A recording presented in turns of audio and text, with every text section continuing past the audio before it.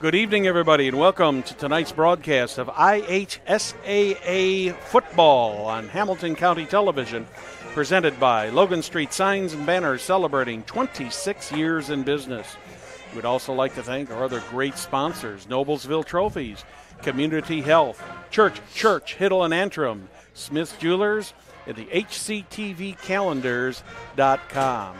We are at Beaver Material Field in Noblesville, Indiana tonight for the Noblesville Millers and the Hamilton Southeastern Royals. I'm Brad Silbert along with Craig Adkins. Craig, two teams come in here with identical records, but maybe just a few differences in them. Yeah, two teams on the same path, obviously both 3-3, but obviously, they've had different outcomes against similar opponents, if you will, Southeastern kind of came into the season with a little bit of boom with over a MCFO at Lucas Oil, 21-20 against Lawrence Central to open up the season, and then faced another MCFO and lost one at home, 31-13. You were there for that one, and played from what looked like decently well at Avon, lost by 23, and then win the past three games. So they've won two out of their past three, have the Royals, 14-10 over Fishers. Lost a tough one, kind of, too little too late 2 weeks ago at Westfield, 34-27 to the Shamrocks. And then kind of a statement game to say, hey, we're coming back on the season, and, here's what we've got to offer for the rest of the season. And well, Perry Williams and I had a chance to talk to both of the coaches earlier this week, and when we talked to Coach Adam Morris of the Royals, he was saying that the Royals have just made too many mistakes. Of course, both of these teams have got new coaches this year, both of them learning new systems, and that certainly does make a difference in that. And at Hamilton Southeastern, it's almost a totally new coaching staff there. So it's not only a head coach change, it's kind of a wholesale change out for the program.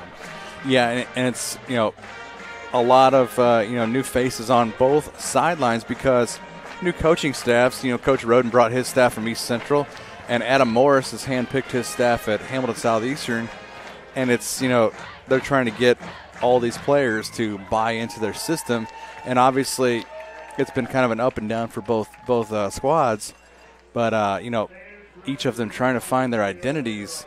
And it's kind of tough because Noblesville's defense, as we'll pause our thoughts here for a couple moments while we have our national anthem.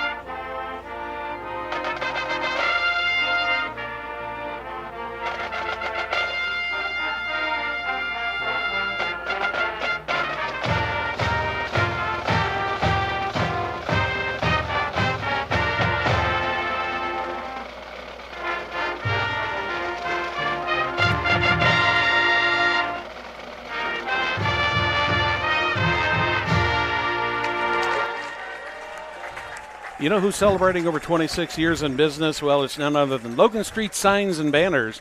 They specialize in last-minute signage and banners. Serving Noblesville and Hamilton County since 1992. Contact them at 317-773-7200. Visit their website, www.loganstreetsigns.com. Follow them on Instagram and Twitter. Craig, before the pregame festivities here, we were talking a little bit about the coaches. Of course, for the Millers, Justin Roden, a brand new coach here for the Millers. He's in his 6th year overall, first year here at Noblesville. He's 50-23, and he spent 5 years at East Central.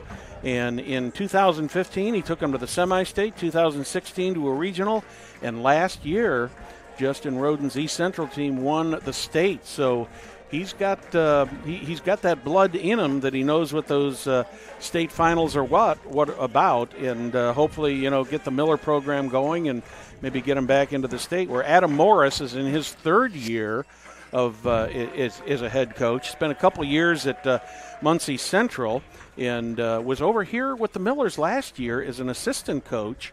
And then ended up going to Hamilton Southeastern last spring after the retirement of Scott May. So a lot of variables and a lot of changes in both of these programs during this last year. And especially at the 6A level, it's got to be no matter what level, it's got to be pretty trying for not only the seniors but just the program as a whole to adjust to having a new coach. And not only just the head coach, but the whole coaching staff. There are some coaches that were retained on both sides. But I think you said, looks like Noblesville won the toss and they will defer. And Southeastern will receive the opening kickoff. Of all the games I've done this year between high school and college, I have not seen a team win a coin toss and take the ball so far this year. I can't remember the last time I saw that. I think these teams philosophically like to put their defense out there and try to shut them down early. My high school coach Tim Dawson, he would always say, all right, he's like, coin toss, what we're going to if we win the toss, we're going to defer, we're going to kick. We're going to put our defense out there. Mm-hmm. We're going to let the defense set the tone. Where was that again, Will? Okay, it looks like HSA Champions Network tonight, part of Game Day. Cardinal Ritter versus Beech Grove down in Hornetville there. Ritter and Beech Grove. I know we'll have HSC Noblesville on there, Fishers, and we'll have to figure Franklin out because Central, and there should be another one on there. I'm not sure who it'll be because we do carry Indiana SRN one of their games. Yes, we do carry them now, so. We'll get that 4th game, and we'll get you updated on all of game day. And we'll when we get a timeout in the action here, Noblesville kicks off. Jack Knight, a high, booming end-over-end kick down to the 2-yard line. That's going to be returned by, looks like, Emmanuel. I just check that. Manny Daniels brings that out to the 25-yard line where Southeastern will get started on offense. Not a bad kickoff return, 23 yards on that for the Royals, and they're going to start right at the 25-yard line. You hate to, not, I'm going to have to knock on wood, but the weather keeps getting nicer. It was a beautiful night for Noblesville's 70th homecoming last week, and the weather is even nicer tonight. Of course, we're supposed to get down to 45 at the low tonight. I don't mind the cool as long as it's not raining like it was earlier this month. Yeah. Harris on the carry. I checked, that was not Harris. That was, I believe, is that Boyson? Yeah, number 11, Ben Boyson. Ben Boyson on the carry. Royals will run him and pass to him. They kind of mix it up with him. Ben, of course, ended up on ESPN with one of the second best play of the week after the Fishers game. And if you haven't seen that, try to look that up. It was quite a catch. He came down on his back. He had a Fishers player on top of him, and the ball on top of the Fishers player. It was an interesting play. They're calling it a 1 yard. Looks like a 2 yard pickup up to the 27. 2nd down and 8. Harris gets the handoff and he runs into a pile of Millers and they'll drive him back, but he gets forward progress to the 26. Eddie Jenick led the tackle on that, and I don't know if they're going to give him anything on that. It hardly looked like he even got back to the 25, but they're going to give him a loss of a yard and give him 3rd and 9. Yeah, that's where Eddie Jenick excels. That's his 71st tackle, and he's got, before this game, 4 tackles for a loss, and that makes 5 as he loses a yard there, back to the 26. I saw Jenick play in the Fishers game, and he was all over the field. And Coach Roden in recent weeks, ever since I believe the Westfield game, has gotten him in the rushing game now. Sparks back to pass and almost intercepted by Zach Groover, I believe. Yep, number 6, Zach Groover. Pass incomplete, and that'll make it 4th down and 9. Trying to hit Jackson Lance on that, and the Royals will go 3 and out, which is exactly what Coach Roden wanted to do, to set the defense up and give them the opportunity to come on strong, which they did.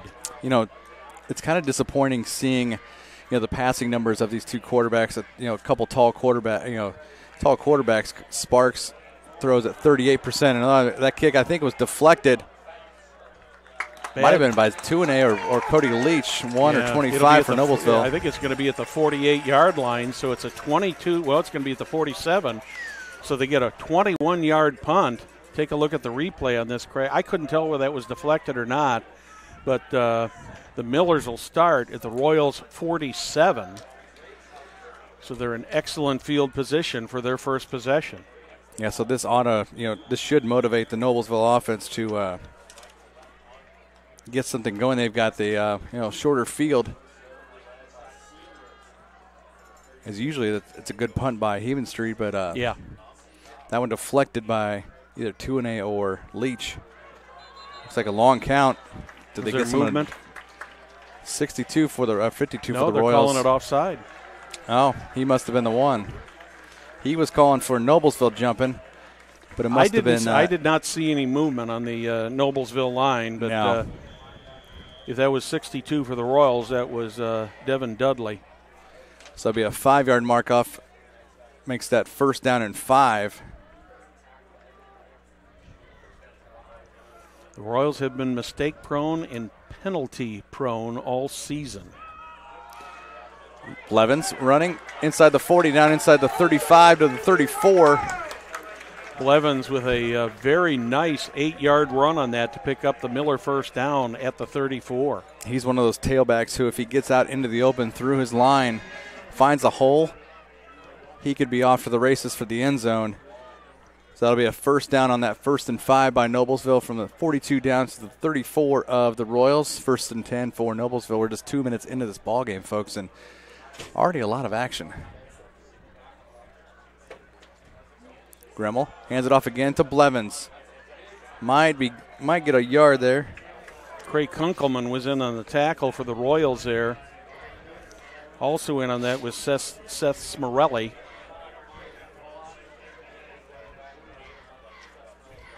So far in 2 running plays, the Millers have run it right up the middle with success. Yeah, the tailback, whether it's Gremmel himself or if it's Blevins, they usually find success going up the middle off one of the guards. So it's kind of a go-to as he keeps it himself this time, and he'll find room and might get down to the 31. Evan Lance with the tackle on that. That'll bring up 3rd. Yeah, it looks like they're going to give him about 2, so it'll make it a 3rd and 7. Big 3rd down and 7 and at the 31. And if Noblesville can't convert this is in range for Jack Knight. I would not, it wouldn't surprise me if Roden sends out his senior kicker with the leg he's got. It's always a plus for a high school team to have a good kicking game, as we've already seen in this game. You got it. Gremmel back, and we've got flags flying. Going to be a false start, and that'll bring it back 3rd and 12 at the 36. So each team with a penalty for 5 yards so far. Well, that'll kind of change the strategy here a little bit, Craig. I mean, they've got 12 yards to pick up for a 1st down, but for all practical purposes, they really need to get this ball probably inside the 30 for a reasonable field goal try. And if they don't get close to that, I wouldn't be a bit surprised to see them go for it on 4th down. Yeah, with the flag pretty much stagnant over there in the south end zone, you may expect to go for it, but, yeah, get the ball inside the 30 if you can. Gremmel across the middle with the pass, and that pass deflected by number 26 of Southeastern. That's Tony Kasiri. Kasiri, one of the defensive leaders for the Royals. Interesting decision here. Let's see what they're going to try to do here. Are they going to go for this on fourth down at the 36? Or I'm seeing fullback number 16, Joe Hillman, go out there, and a couple other. And they're 4th and 12 at the 36. Looks like Noblesville's going to go for it. I like the call, though. You might as well. It's 0-0, only 4 minutes in. You might as well throw something gutsy out there. And Gremmel. And they'll pooch it. Down inside. Beautiful. Oh, damn. Went into the end zone. Unfortunate case there for Noblesville as two players converge on the ball, but looks like Brandon Lowe and Luke Blevins dove for it, and Blevins. Take a look at the replay here, Craig, and Yep. Blevins moved quickly to his left, and I thought, well, maybe they're going to try to pass it to him, but Gremmel with the short kick, and it does just by probably less than a fraction of a second gets into the end zone. So the Royals will start at their own 20 with their second possession. And we're still scoreless. Sparks back in the pistol, has 4 wide. Hands this ball off to Harris, and he's going to go nowhere.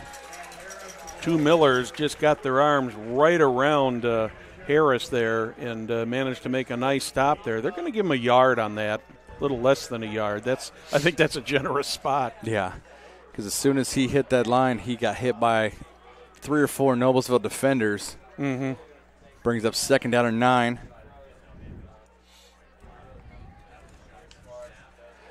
Back to pass. Sparks rolls out left, and pass caught by number 3, Jackson Lance. Jackson Lance, he and Ben Boyson are Sparks' 2 favorite targets. Did they gain anything on that at all, Craig? You know what? From where the far line judge, it looks like a no gain on that play. Brings up 3rd down and 9 at their own 21-yard line. As he's got twins to the near side here. He's got some tall receivers though, so if Sparks can get it up high, he can get it to him. Harris on the run again, and he is going nowhere. He stopped at the 20. He lost a yard on that. So Harris with 3 carries for no yards so far. That front line of the Millers just has been converging on the Royals. And, for a brief second they thought about going forward, and then all of a sudden, boom. Here comes the punt team on, and Mitch Hebenstreet.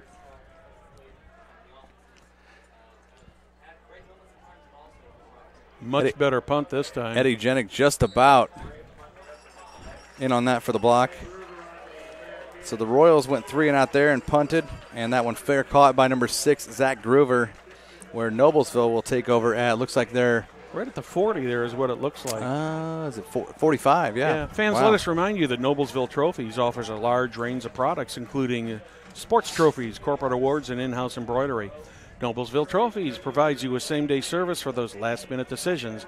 Contact them at 317-773-7391. Check them out online, www.noblesvilletrophies.com, or follow them on Facebook or Twitter. 1st and 10 for the Millers, 6:46 in the first.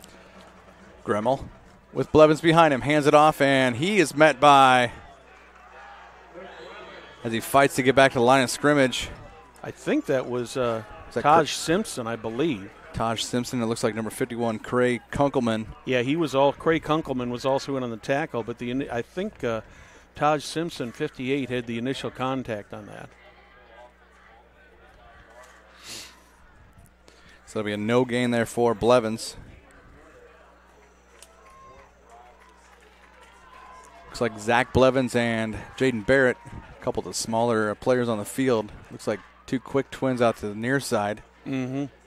Little shovel pass here to Blevins. He'll get up to the 48-yard line, a 3-yard pickup. I have no idea who had the tackle on that one. No, that was just a swarm in.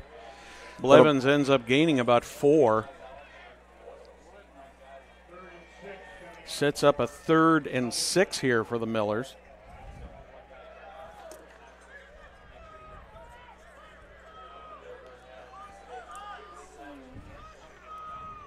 Third and 6 from the 48. Gremmel has time back there. Throws, and there's going to be a pass interference that looks like number 10, Jake Houston, all over. I think that was Wyatt Blades, the intended receiver. Blades was the intended receiver. We saw some contact, but with our angle, it was a little tough to see how much contact there was because they were covered up by the Miller sideline. And speaking of Wyatt Blades, he's, I believe, one of 2 or 3 Noblesville players, and I'm not sure if there are any on Southeastern's side, but, and Coach Justin Roden talked about it a couple weeks ago. He said, same thing with Eddie Jenick, playing both ways. You don't see that much at the 6A level, and that's the case. Noblesville's using a few, probably a handful of players both ways. Not something you see at this level. Yeah, usually you get down to at least 4A or 3A before you see a lot of that. Blevins breaks through the line, and he'll get down to about close to the 30-yard line, picking up, we'll call it 5 yards on the play. Well, that pass interference penalty will not go over very well with Coach Morris, because that was one of the things he emphasized when we talked to him earlier this week, that got to quit making mistakes and picking up penalties. Now, whether Blades would have caught the ball or not is the question. We couldn't tell from here because of the way they were blocked out. And beyond 5 yards, you make contact of any sort, it's going to get called. 2nd down and 4. Gremmel back to pass, and Wyatt Blades, I think he ran the wrong route. Looks like it should have been an out pattern. Yeah, he was about 5 yards inbounds from the line there, and Gremmel goes over and has a couple words with him just to make sure that they're on the same page here.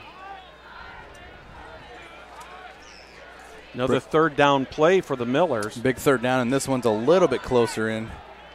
3rd down and 4 they'll mark it technically at the 30 of Southeastern.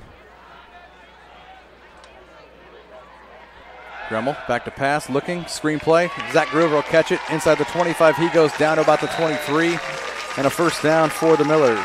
Nice crossing route there by Groover. He came off the wideout position and was coming right straight across the field, and Gremmel managed to lead him perfectly on that pass. And Groover, another one. He's got 5 interceptions at that right cornerback slot, so he plays both sides as well. Both teams on their 2nd possession of the game. Millers have moved the ball. Royals have not. Royals have not moved across the 50 yet. Noblesville a little bit closer than they were the first drive. We'll see what they can do on this drive. Gremmel in the pistol to Blevins on the handoff, and he is taken down at the 25. Looks like about a 2-yard loss for Luke Blevins. Looked like Isaac Abeo, big number 7 for the Royals, was the first man in on that one to cause the loss. 2nd down and 12 on that 2-yard loss, now back to the 25-yard line. Yeah, we couldn't have asked for a better. This is gorgeous. Aside from week 4, yeah, the weather here in 2018 for this football season, just great. Gremmel back to pass, looks, has room, finds room up the sideline, and it's complete. Jaden Barrett. Tell you what, for a kid who's that small, Jaden Barrett, 5'5", he went up for that ball, Brad. I don't know if he was just very elusive or the Royals blew the coverage, but he was wide open down there. Look at him down there at the 10-yard line. Yeah, nobody around him. It looks like a corner bit on that. The closest person was John McCall, number 18. And the Royals went for the ball rather than the tackle, trying to think they could bat it away, and he ends up giving the Millers a 1st and goal at the 4. How many did he pick up there? About 16 yards, because they were right about the 20. That's right, he was. So the Millers are in the red zone here on their 2nd possession. Scoreboard doing some funky things out there, flashing on and off a little bit.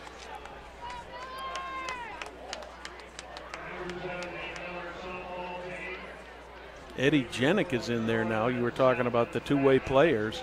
Yep. He's back there in the backfield. I believe that was him that ran that first carry there on 1st down. 2nd and goal at the 4. Gremmel looking. Goes to the end zone and touchdown on the play. Looks like that is number 13, Wyatt Blades, for the first score of this ball game. So Wyatt Blades makes up for the route he ran wrong and ends up scoring a touchdown to put the Millers out to a 6-0 lead here with 2:22 in the first quarter.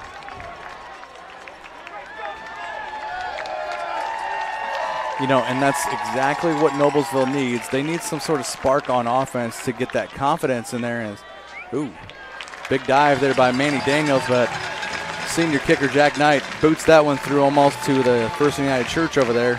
That could have been a 35 or 40-yard field goal easily. You got it. Fans Community Health is Central Indiana's leader in providing healthcare services where and when patients need them. With questions, you can contact Community Health at 317-355-7775 or check out their website, www.ecommunity.com. Craig, many times in the broadcast you and I have done together, getting that first score is extremely important. That's huge. We talked about initially letting your Noblesville wanted to let their, they're going to defer to the second half, let their defense set the tone. They kind of have so far, stopping Matt Harris. As a few weeks ago, saw him rush 24 times for 259 yards at Westfield. And obviously Noblesville's probably seen that film. Mm-hmm. And, the defense that Noblesville's been playing lately, they've been able to stop Matt Harris so far.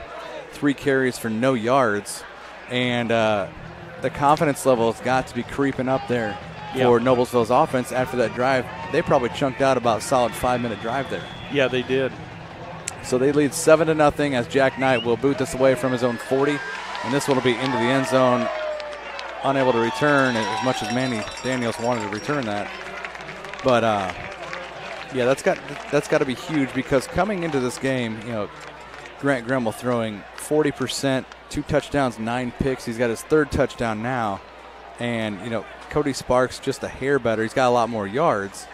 But he was, 38%, 2 touchdowns, 6 picks. So 2 quarterbacks trying to find themselves.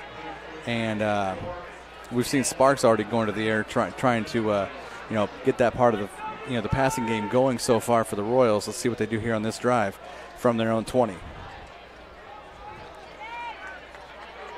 Harris finds room, 30. Out of bounds near the 35. About a 16-yard gain on that play for the first down. Dare I speak too soon? Matt Harris answers. But you'll notice a difference between that run and the other one so far, Craig, is they were trying to run it right up the middle, and that was not working against the Millers, and the sweep by Harris gains the yardage. Now they're going back up the middle.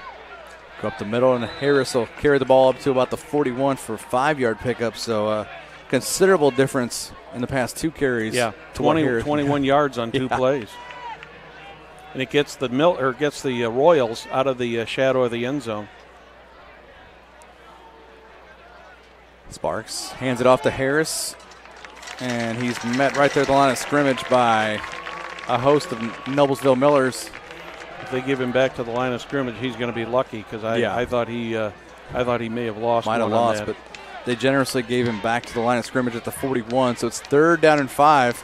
Southeastern faced with another big 3rd down here, but they're a little further up the field than they have been so far.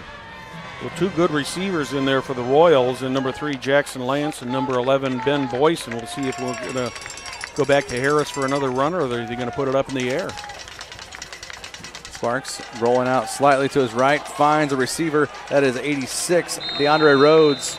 He'll be out of bounds, but not before he gets a first down up near midfield, or actually just past midfield. Yeah, Rhodes is the 3rd receiver that I had not mentioned earlier, and he's got quite a number of catches this year. Very reliable, and he was wide open. All Sparks had to do was get that ball to him, and he easily had a first down. And the Royals have already moved to 26 yards on this drive that started a minute and 20 seconds ago. Yeah, oddly enough, I think that's only his 4th catch. He had 110 yards before this game. The rush is on. Zach Tuane, and looks like 55 for the Millers on the chase. Chasing Sparks out of bounds. I thought Sparks did an excellent job on the fake on that. I thought Harris had the ball, and all of a sudden I look up and watch this fake here on the replay, and you'll see what I mean. It's just a great fake on the part of. Because obviously normally that dive is going to Harris. But instead he keeps it himself and he gains 6 yards. Well, then he fakes the pass too, so he had everybody fooled more ways than one. Now Boysen, kind of that underhanded handoff, if you will. Yeah, that was Kenja Jenkins with the initial contact. I'm going to give him enough for a first down. Yep, that'll move the chains. He picks up 7 yards, does Boysen. Under a minute here in the quarters, you can see on the clock. Quick to it again. Matt Harris across the 35, down to about the 33 for a 3-yard pickup. Royals will not have to run another play here, but let's see what they decide to do, Craig. I think as they're going, they don't want to mess up that rhythm. They're moving down the field. They might as well run a play here on 2nd down and 7 at Noblesville's 33. About a 2-second difference between the play clock and the game clock.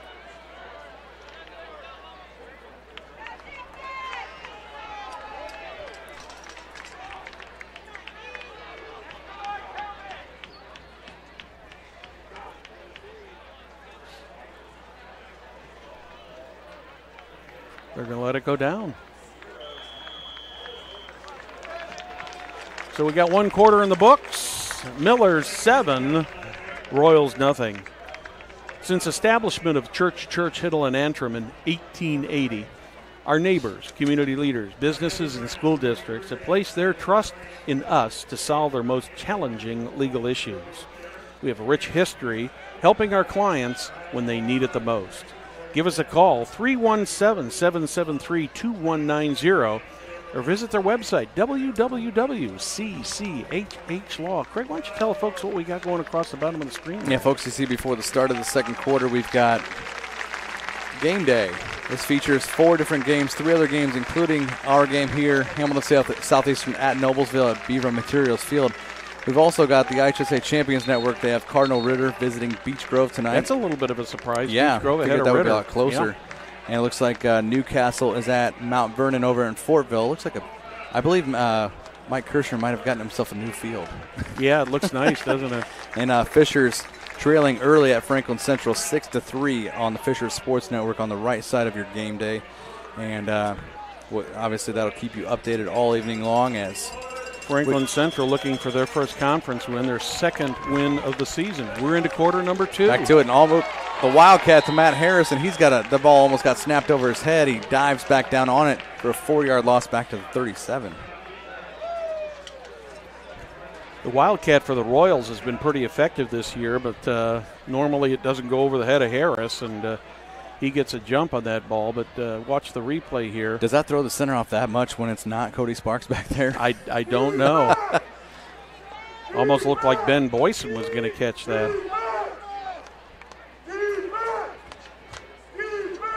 Big 3rd down and 11 now for the South.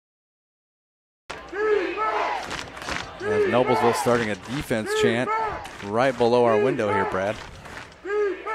Sparks rolling out left, finds a receiver. That's Jackson Lance, and he's hit about the 32. I think he may have stepped out of bounds. Did he make the catch, though? 5-yard pickup, though. Yep, it looks like he's marking him at the 32.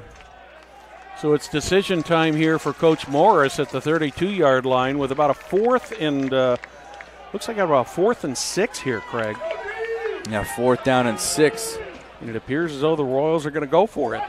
Kind of the same situation Noblesville had where you might as well go for it in that spot. 3 wideouts to the right, 1 to the left. I don't see Southeastern coaching this like Dremel did on their drive. Absolutely not. Sparks rolling out right, finds his receiver, and that is number 81. That is Landon Morris. And Landon Morris with a nice jumping catch there. Yep, looks like he picked up 8 hits him just inside the 25. Picked up 8, and he's just beyond the sticks to move him down to the 24-yard line, 1st and 10 for Southeastern. I'm not going to say he was wide open, but Coach Roden will probably show that one to the guys on the tape and say, why was he so open? Yeah, it looks like they're almost playing like a cloud zone out there and, giving those receivers a little too much room, and that's why they're becoming that open. A little bit of a soft zone, yes. Boysen Gets the handoff again from the end around, and he picks up about 2 or 3 at the most. Boyson is one of those players who has, primarily been known as a receiver, but also very effective in the running play for the Royals. He's got 3 carries so far. Sparks hands it off this time. It is a bruiser. Down inside the 20, it's Matt Harris.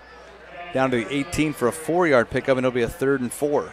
One thing you got to say for Matt Harris tonight, Craig, is he is earning those yards.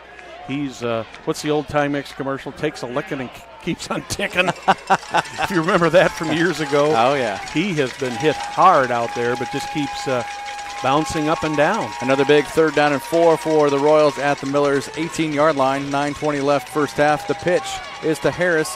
Can't find any room for the first down. Looks like it'll be a 4th down and 2. Gets down to the 17. Maybe gained 1 on that. Yeah, that was a hard one. And looks like it's going to be about a 4th and maybe 2 or 3. Looks like they might bring Mitch Hebenstreet out there to kick a field goal, which will be a 34-yarder. 4th down and 3. I'm a little bit surprised that they're going for the field goal on this, Craig. I would have thought that they, with 4th and 3. So set up on the right hash. Could it be a fake? Very well could be. The spot, it's a low lining kick, and that no good. Wide left on the kick by Hebenstreet, and Noblesville will take over at their own 20. So the Royals come up with no points, but a good drive, Craig, and that's that bodes well for the Royals. That at least they showed on their 3rd possession that they could move the ball, which they just did not do on the first 2 possessions. Yeah, obviously progress. Last drive for Noblesville. Now Southeastern showed they can move the ball, and they ate up quite a bit of clock as well. I believe that was at the 2:22 mark, and they're down about close to the 8.5-minute mark. So pretty good. Each team with about a 5.5-minute drive in their their last possession. So Noblesville, we'll see if they can build on this 7-0 lead. Ought to be interesting because missing a field goal and getting back on defense, Southeastern should be motivated. Oh, Gremmel, ball on the turf. Has to quickly hand it off to Luke Blevins, and he's had for a loss. Lost at least 1 on that. It looks like they're going to give him back to the 19, so a 1-yard loss there. My name is Brad Silbert, along with Craig Atkins, our technical crew. Lucas Lecone up in the camera. Will Wafferd. I think Will's secretly listening or watching Korean dramas. He must be, just like his dad. Also our executive producer, director, CEO, chief cook, and bottle washer, man of everything, Jim Wofford, back at the studio bringing you game night. Wait, did he make dinner? He probably did. We didn't get any. Yeah, he probably did. Oh, Gremmel bobbles this snap. I'm wondering if his hands are slippery. Throws the ball up. That's underthrown, and that's going to be end caught up by going a out of Southeastern bounds. assistant. Yeah. There was nobody within 10 yards of that ball, and I think what happened on that, Craig, is he got hit as he released on that. I don't think he could get enough on the ball to get it to the intended receiver, who was a good 10 yards further down the field. But smart enough, he threw that ball away because his options were bottled up, if you will. Brings up 3rd down and 11 at their own 19. 7:50 left here in the first half of play.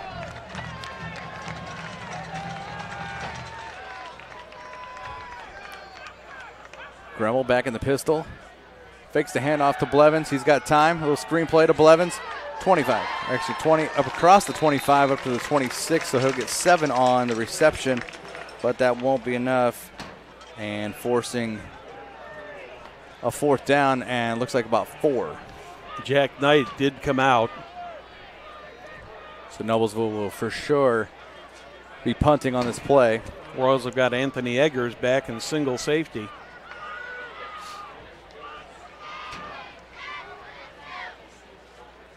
Personal protector Luke Blevins comes up, and he's going to pick up what could be a nice spiraling punt. Yeah, beautiful punt. Eggers will catch that ball at his own 25 and bounce backwards. Jacob Ham, number 47, I believe. Nope, check that. Eddie Jenick. He's all over. Jenick, yeah. Has Jenick spent any time on the bench tonight yet? I don't think so. He must be on every special team as well. A little bit of an unorthodox style here by Jack Knight, but very effective. Look at the. He's almost a rugby style. Yeah, look at the hang time he gets on this, and in one way, I was a little bit surprised that didn't call for a fair catch, but because that ball had a lot of hang time. Yeah, whenever you can get that much hang time on your punt, that obviously helps out your chase man going down to get that punt returner. So Southeastern with the ball at their own 28 to start this drive. Sparks rolls out right, and ball is just about picked off. Groover switched from right to left corner, almost picked off his 6th of the year. That would have been a pick 6 there. He just pulled right in front of him. And you saw him have a pick 6 at Fishers. Yes, he week did. 3. 85 yards, I believe. Watch this. He just steps right in front of the Royals receiver there. That was Landon Morris he was in front of. Sparks now 4 out of 6 from passing the ball tonight. 2nd down and 10. 7 minutes to go.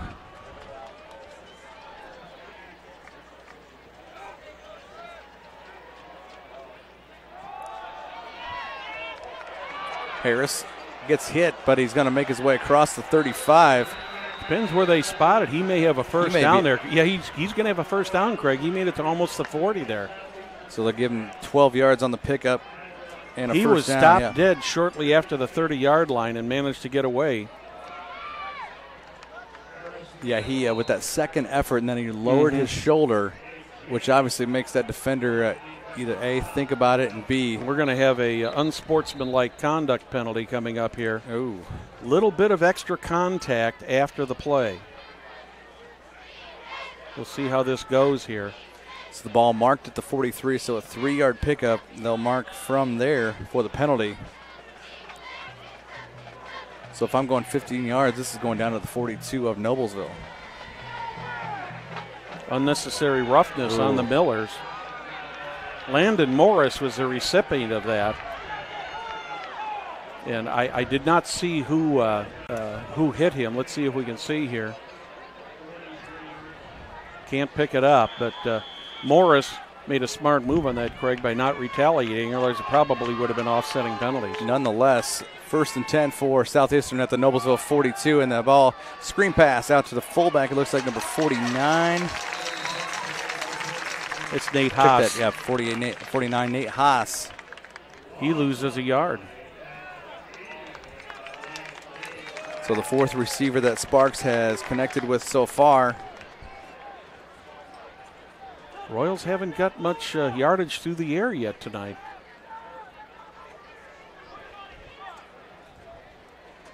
What a gorgeous end of September night. Yeah, hard to believe it's the end All of we need September. is the harvest moon. I think we had a full moon the other day, didn't we? Sparks pitches. Harris finds room. Down inside the 30 he'll go, and he's marked down about the 28-yard line. Carson Sanders with a touchdown-saving tackle there. He was the only one between Matt Harris and the goal line. So look at this room that Harris finds off. Off to the right. Good job of blocking there by the front line by Brandon Gonzalez. Yep, exactly. Gonzalez pulls out, gets his defender. Carson Sanders made the touchdown-saving tackle, but the Royals are in business at the 28. Yeah, didn't see who Gonzalez had that he pushed outward, but he pushed toward the far sideline. He cleared the Sparks going end zone, Brad, and this is going to be picked off by number 6, Zach Groover. Are they going to give him the interception, or are they going to say he was out of bounds? They're giving him the interception and the touchback. So Zach Gruber comes through big for the Millers, puts a stop to the Royals drive. The only consolation on this whole thing for the Royals is, Craig, they have not, even though they haven't come up with any points in these last 2 drives, they have shown that they can move the ball, unlike the first couple drives that they had when they went 3 and out. So we almost saw Zach Groover get a pick 6 down earlier in the drive. Now it's, he picks the ball off in the end zone as Sparks went, tried to go 28 yards to the end zone, picks it off at the back of the end zone. Could be a controversial, but beautiful catch. We don't have replay in high school, folks. Well, the only question on that was, did he have a foot in bounds? Exactly. Gremmel back to pass. All the time in the world to pass. And there's going to be a holding in the backfield no matter what this play is. I'm surprised there's not another flag being thrown there for pass interference. There is not. Ball thrown to Zach Blevins, 23, the sophomore, but he's blanketed by 21, Clayton Toner. But we'll see a holding in the backfield against Noblesville's offensive line. Apparently in the judgment of the back judge, he didn't get on top of him until the ball was either there or beyond him, because I was very surprised the flag didn't come out on that play.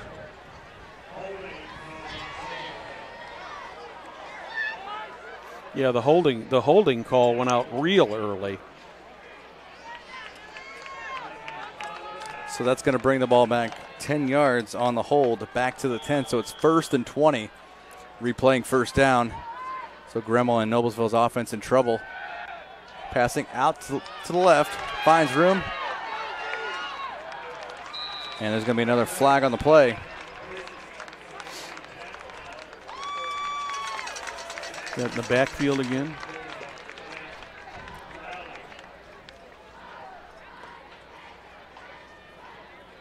I didn't see the flag, did you?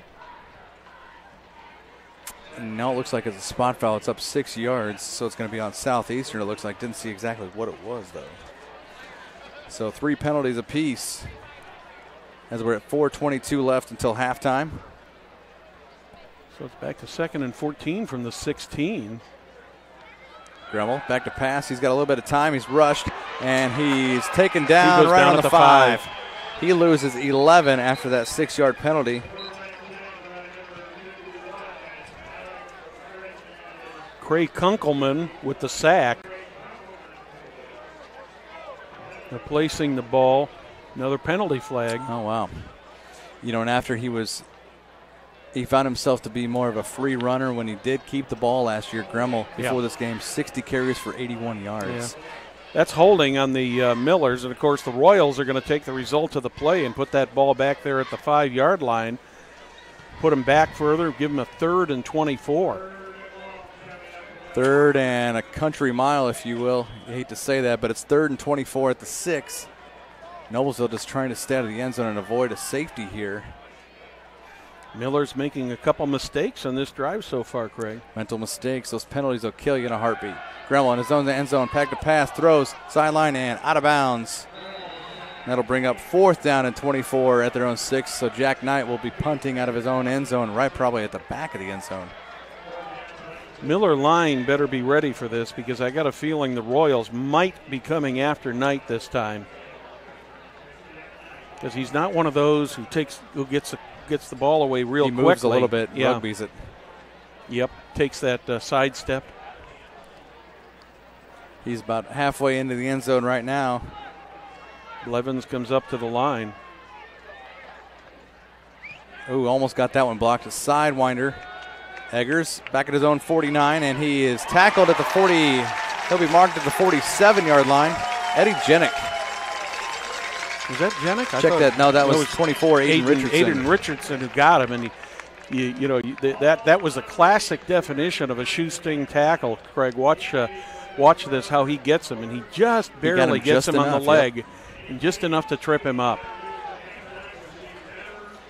About a 4-yard return, but a pretty good punt there by Jack Knight again. But the Royals have got 3:40 to go here in the half to try to get something on the board. They're starting this drive at Noblesville's 47.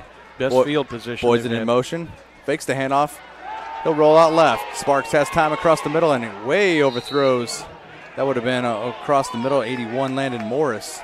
So I'm not sure if Morris ran a wrong route or if Lance should have ran in on a post, and that didn't happen. Yeah, there was some miscommunication somehow or another on that play, because Morris was overthrown on that crossing route by a good 10 yards. Senior night here at Noblesville. 3:35 left till half. The pitch to Sparks, from Sparks to Harris rather. Harris might have gotten a couple yards to the 45. Harris, that's kind of a well-known name in Hamilton Southeastern sports. Mm-hmm. That is. Gary Harris. I will never forget that half-court shot. Oh, over at the mill about 10 years ago now. I was probably about 8 or 9 feet from him, sitting front row. I don't know who was more surprised at that shot, if it was Doug Mitchell or Gary Harris. Yeah, I remember looking across at Doug Mitchell, and it was just like a jaw. You couldn't pick his jaw up soon enough. Kind of like that old commercial, I can't believe I ate the whole thing. Just unbelievable. 3 yards on the pickup, 4th down and 5. Royal's going to go for it. Boys in motion again. There's going to be a penalty there. Yep, and looks like that will bring Southeastern back to the 47 for a 5-yard penalty. Landon Morris took off before the snap. That's going to bring Heben Street in. So Heben Street will try and pin the Millers deep. Clock rolling, 2:40 and change. Oop, kick almost blocked. Fair catch for, I think it was Zach Groover down at the 13-yard line. Millers have got 2:28 remaining here in the half to try to put some more points on the board. And just as important, Craig, they'll get the first crack at the ball in the second half. So obviously Noblesville at least wants to get down and get in Jack Knight field goal range because, yeah, like you said, they get the ball to start the third quarter. So that would be a huge advantage when you're the home team like this. Well, let's see if they can avoid the penalties here. They had a difficult time on that last possession, avoiding the penalties, and a big sack on Gremmel. So it'll be 1st and 10, Noblesville at their own 13. 2:28 left until half. Stick with us at halftime. We'll take a quick break, and then we'll come back and we'll give you a dose of game day so you can catch up on Ritter, Beech Grove, Newcastle, Mount Vernon. A little delay up the middle there. And also Fishers at Franklin Central as part of our 4th game of game day is this game here at Beaver Materials Field. Millers do not seem to be in a great hurry here, Craig, with only a little bit over 2 minutes here in the half. Yeah, I honestly think with a 7-0 lead, you need to be hungry on offense and try and run your 2-minute drill. Yeah. See what you can do, and then obviously build on it when you get the third quarter kickoff. Yeah, I don't think a 7-point lead in this game is not safe. The pitch, again, to Blevins, finds room, 20. He'll break it out, actually 15 outside the 20, 22, mark him at the 23 for a 9-yard pickup, and I believe that will give him the first down. That will move the sticks again. Blevins has had a good game so far tonight. Not many first downs, 7 total tonight for Southeastern. Noblesville with 5 now. And now 1:40 until half. Makes it a 1st and 10 at the 23-yard line.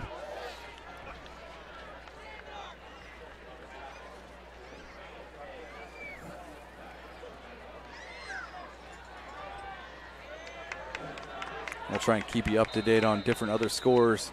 Got a timeout being called here by the Millers. They're trying to get things lined up here in this last 1:22. While we got a timeout on the field, let's remind you that Smith's Jewelers has been serving Hamilton County, including Noblesville, Fishers, Westfield, and Carmel for over 65 years. Many jewelry stores have come and gone, yet Smith's remains. If one were to ask how and why, the answer is very, very simple. It's their outstanding jewelry selection and customer service. The knowledgeable staff at Smith's Jewelers is eager to give their customers a memorable, positive experience. Contact them at 317-773-3383 or visit them online, www.smithsonthesquare.com.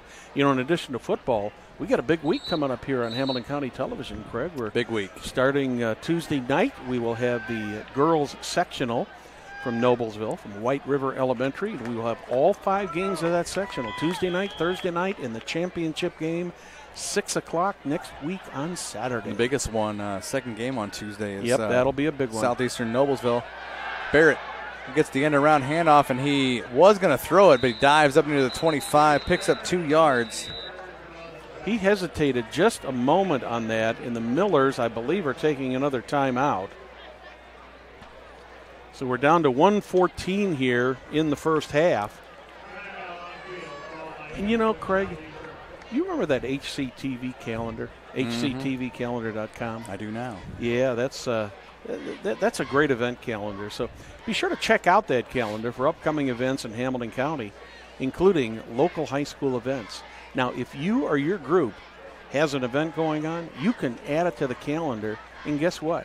It's really easy to do, and it's also absolutely positively free. Hamilton County Community Calendar has been online since 1995. Check it out, www.hctvcalendar.com. We'd like to thank you for checking us out tonight, regardless of how you're watching us. If you're watching us through website, through one of the many, many social media that we have available, we appreciate you tuning in tonight. I'm Brad Silbert along with Craig Atkins. Lucas and Will, our technical crew out here at Beaver Material Field. Back to it after the timeout. 2nd and 8 at their own 25. 1:14. Gremmel rush, but the handoff. Blevins, 30, 35, 40. Up near the 45 and knocked out of bounds. A big first down on that play. Didn't expect that. A little delay action. And no, there was a beautiful draw play. And Gremmel did just an excellent job of setting that up and freezing the Hamilton Southeastern defense. And Blevins gets all the way down over the 45-yard line. They're going to put it at the 48-yard line. And I believe he had 20 carries for 93 yards last week against Franklin Central. Big 23-yard pickup by Luke Blevins on that play. 1st and 10, Noblesville at their own 48. 1:07 left till half. Gremmel back to pass, finds his receiver, and that ball is complete to Wyatt Blades. About a 5-yard pickup, 6-yard pickup. Blades made the catch on that, and that's going to go down to the 46 is where they're going to spot the ball. So he gets 6 yards, leaves him with a 2nd and 4. He got out of bounds to stop the clock with 1:02 on the clock here in the half.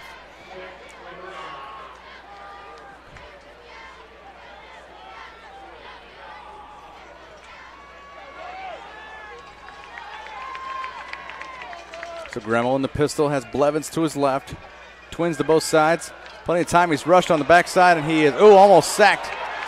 Flushes out right, and was that almost intercepted? Oh, boy, that was close. Wyatt Blades just about caught it, but Manny Daniels almost picked that off from Wyatt Blades. Yeah, just about eight seconds run off the clock there. Now it's 3rd down and 4. Check this pass out. Yeah. Nice fake there to begin with, and Gremmel finally lets it go. Wyatt Blades thought he was going to have a catch. Manny Daniels just stepped in front of him. Isaac Abeo thought he was going to have a sack, too. We got a Miller who was a little bit slow getting up. I think that's Zach Tuanay who was a little slow getting up there. Another one playing two ways. Yeah. 3rd and 4 at the Southeastern 46. 54 seconds left till half. Gremmel in the pistol. Screen pass. Jaden Barrett catches the ball and now gets down to about the 41. 5 yards to pick up, and that's going to be a first down. They didn't get out of bounds, so the clock will stop while the chains move, but as soon as the chains are set, clock will start again, and it's rolling at 46 seconds. Spikes the ball, does Gremmel, on first down with 45 ticks left till half. Scoreboard shows the Millers have got 2 timeouts left. I thought they used 2 already. Maybe it was 1-1 then, okay. Will's keeping better track than we are, I guess. Yeah. Well, that Will's on the ball. You know, to be the producer-director, you got to be on the ball. Oh, yeah. Yeah, he's got the timeouts here. Mm-hmm. Just like they do on TV. This is our TV. 2nd down and 10 after that first down and the spike on first down. 3 wide to the far side. Blades to the near for Noblesville. Barrett in motion again. Back to pass is Gremmel, and he's going to be sacked by Anthony Eggers. Going down at about the 45.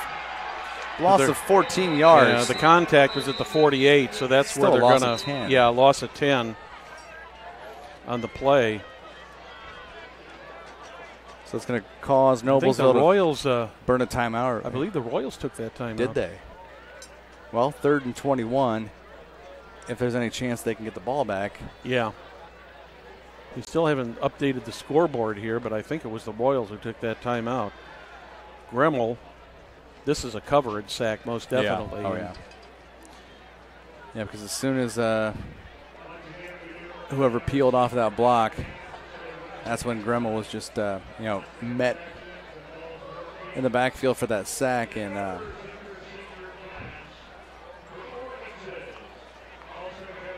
we were talking about the girls soccer sectional. Of course, the highlight of that is going to come Tuesday night when the Millers and the Royals get together again. They tied 1-1 the other night. They tied 1-1 here Wednesday evening, and Dan Axe and I will be back at White River Elementary to bring you the rematch. That'll be an exciting match. In the door comes Hamilton County TV legend and Noblesville legend Perry Williams. Well, we'll talk to him at halftime. Oh, yeah. Grant Gremmel keeps it.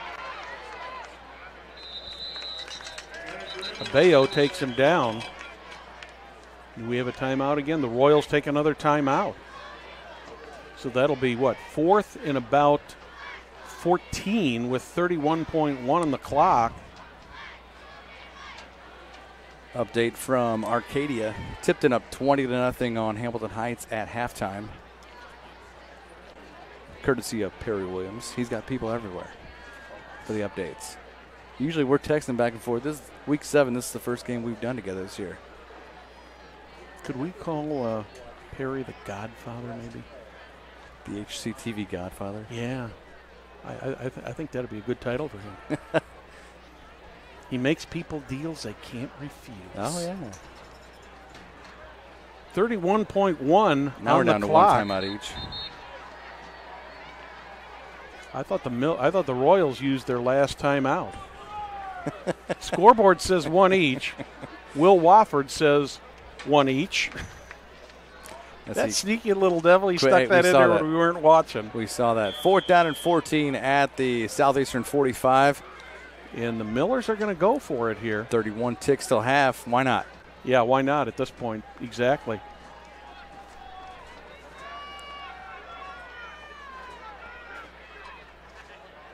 I have my right? fan club here. Yeah, that's my granddaughter Alexis. Timeout, Noblesville. That'll be their final timeout. Let's see if Will already took it away. Been an interesting last 25, 30 seconds here, Craig. Slightly. Are we ever going to get to the second half?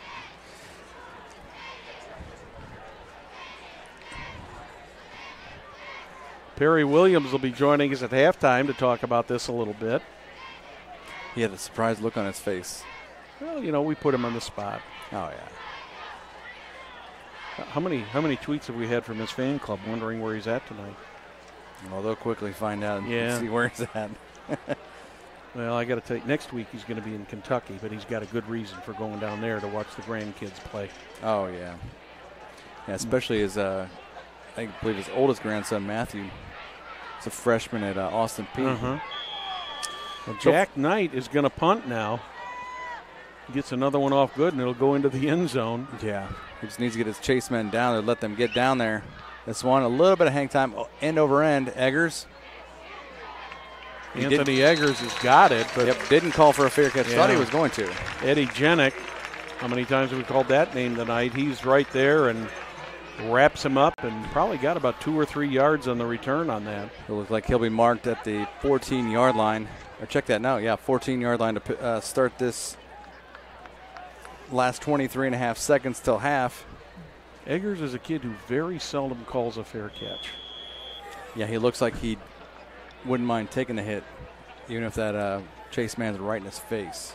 Well, what do the Royals do here? Do we take a chance here and put this up? They're going to. Sparks goes to the air. Near side, that'll go to Jackson Lance. Lance gets the completion. Out of bounds. He picked up. Like did he pick up 10? Well, he picked up about 9.5 according to the sticks, but he got the clock stopped at 17.1. Yep, he was out of bounds with that catch, or when he caught it, he got out of bounds quickly. Clock started, so they're going to have to put 17.1 seconds back on the clock. Let's put it this way, they should have put 17.1 back on the clock, but apparently they're not going to. Now they're rolling the clock. Apparently they're saying he was not out of bounds. Sparks back to pass, has time, and he is going to be, that ball is tossed back. Manny Daniels, nope, that's Matt Harris. Yeah, Harris makes the catch, and that's going to be the final play of the first half. Looks like he's spun out of bounds. It's not. The wide of the field must be further out than we think. Yeah, I think did the Royals call a timeout? Or no, there was a first down. First down, that's why the clock stopped. First down, and he spikes it. As we had 2.4, I believe. He spikes the ball. 1.5.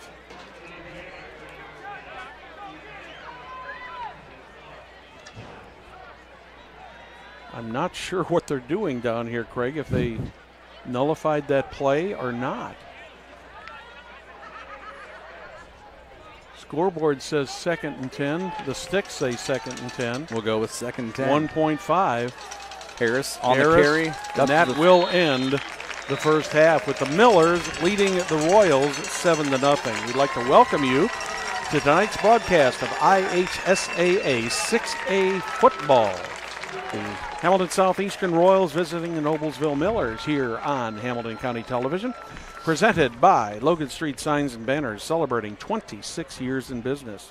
We'd also like to thank our other great sponsors, Noblesville Trophies, Community Health, Church, Hiddle and Antrim, Smith's Jewelers, and the Hamilton County Television Calendar, also known as the HCTV Calendar.com. Should we take a quick break? Well, let's just talk about this just for a second, then we'll take a break and we'll come right back. Plenty of time. Interesting first half, Craig. Yeah, interesting first half. Like we already said from the outset, both teams are going to try and see what they could do offensively. Noblesville right away tried to set the tone with their defense out there. And they did on the first couple possessions for the Royals. They did so. 2 3-and-outs. And then they finally got something solid going on offense, which hadn't been done for what seems to be quite a few games ago. They had decent success last week against Franklin Central, but it was Jack Knight that made for all 10 points last week on a quirky special teams play. So they're finally getting things going on offense. And now it's back a little bit of a chess match, punts. Yeah, both of the teams have moved the ball well. The only difference is the Royals did get it into the end zone, but it got intercepted. And the Millers have gotten the ball into the end zone, scored 1 touchdown, and that's where we are at 7-0. We're going to take a break here. We'll be back in just a little bit.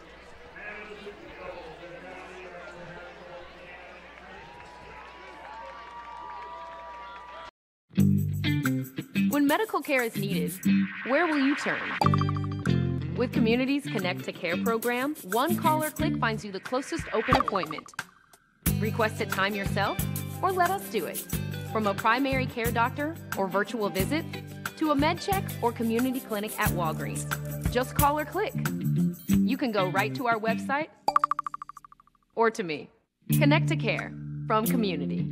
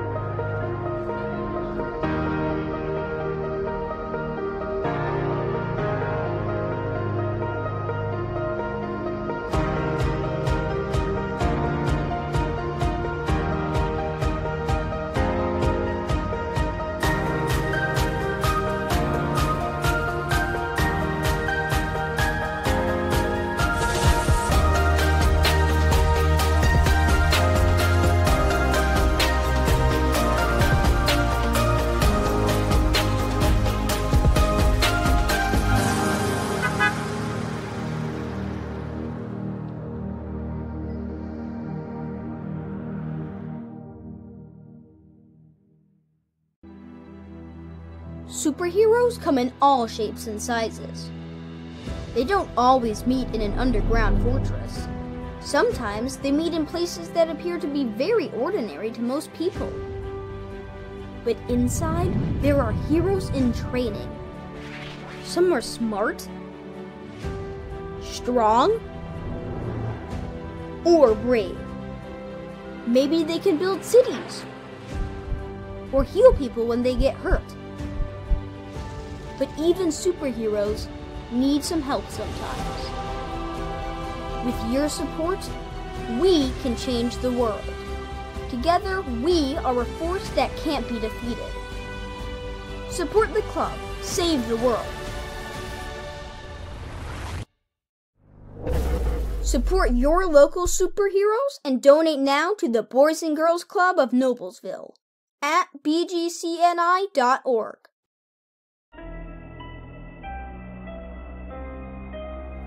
Hey Deb, why do they call us Logan Street Signs and Banners? Because we started off at Logan Street. But we're on South 10th Street. We moved 22 years ago. Why didn't we change the name? That would have just confused everybody and they wouldn't be able to find us. Now I'm really confused. Bill, we're Logan Street Signs and Banners, conveniently not located on Logan Street, but on South 10th Street in Noblesville.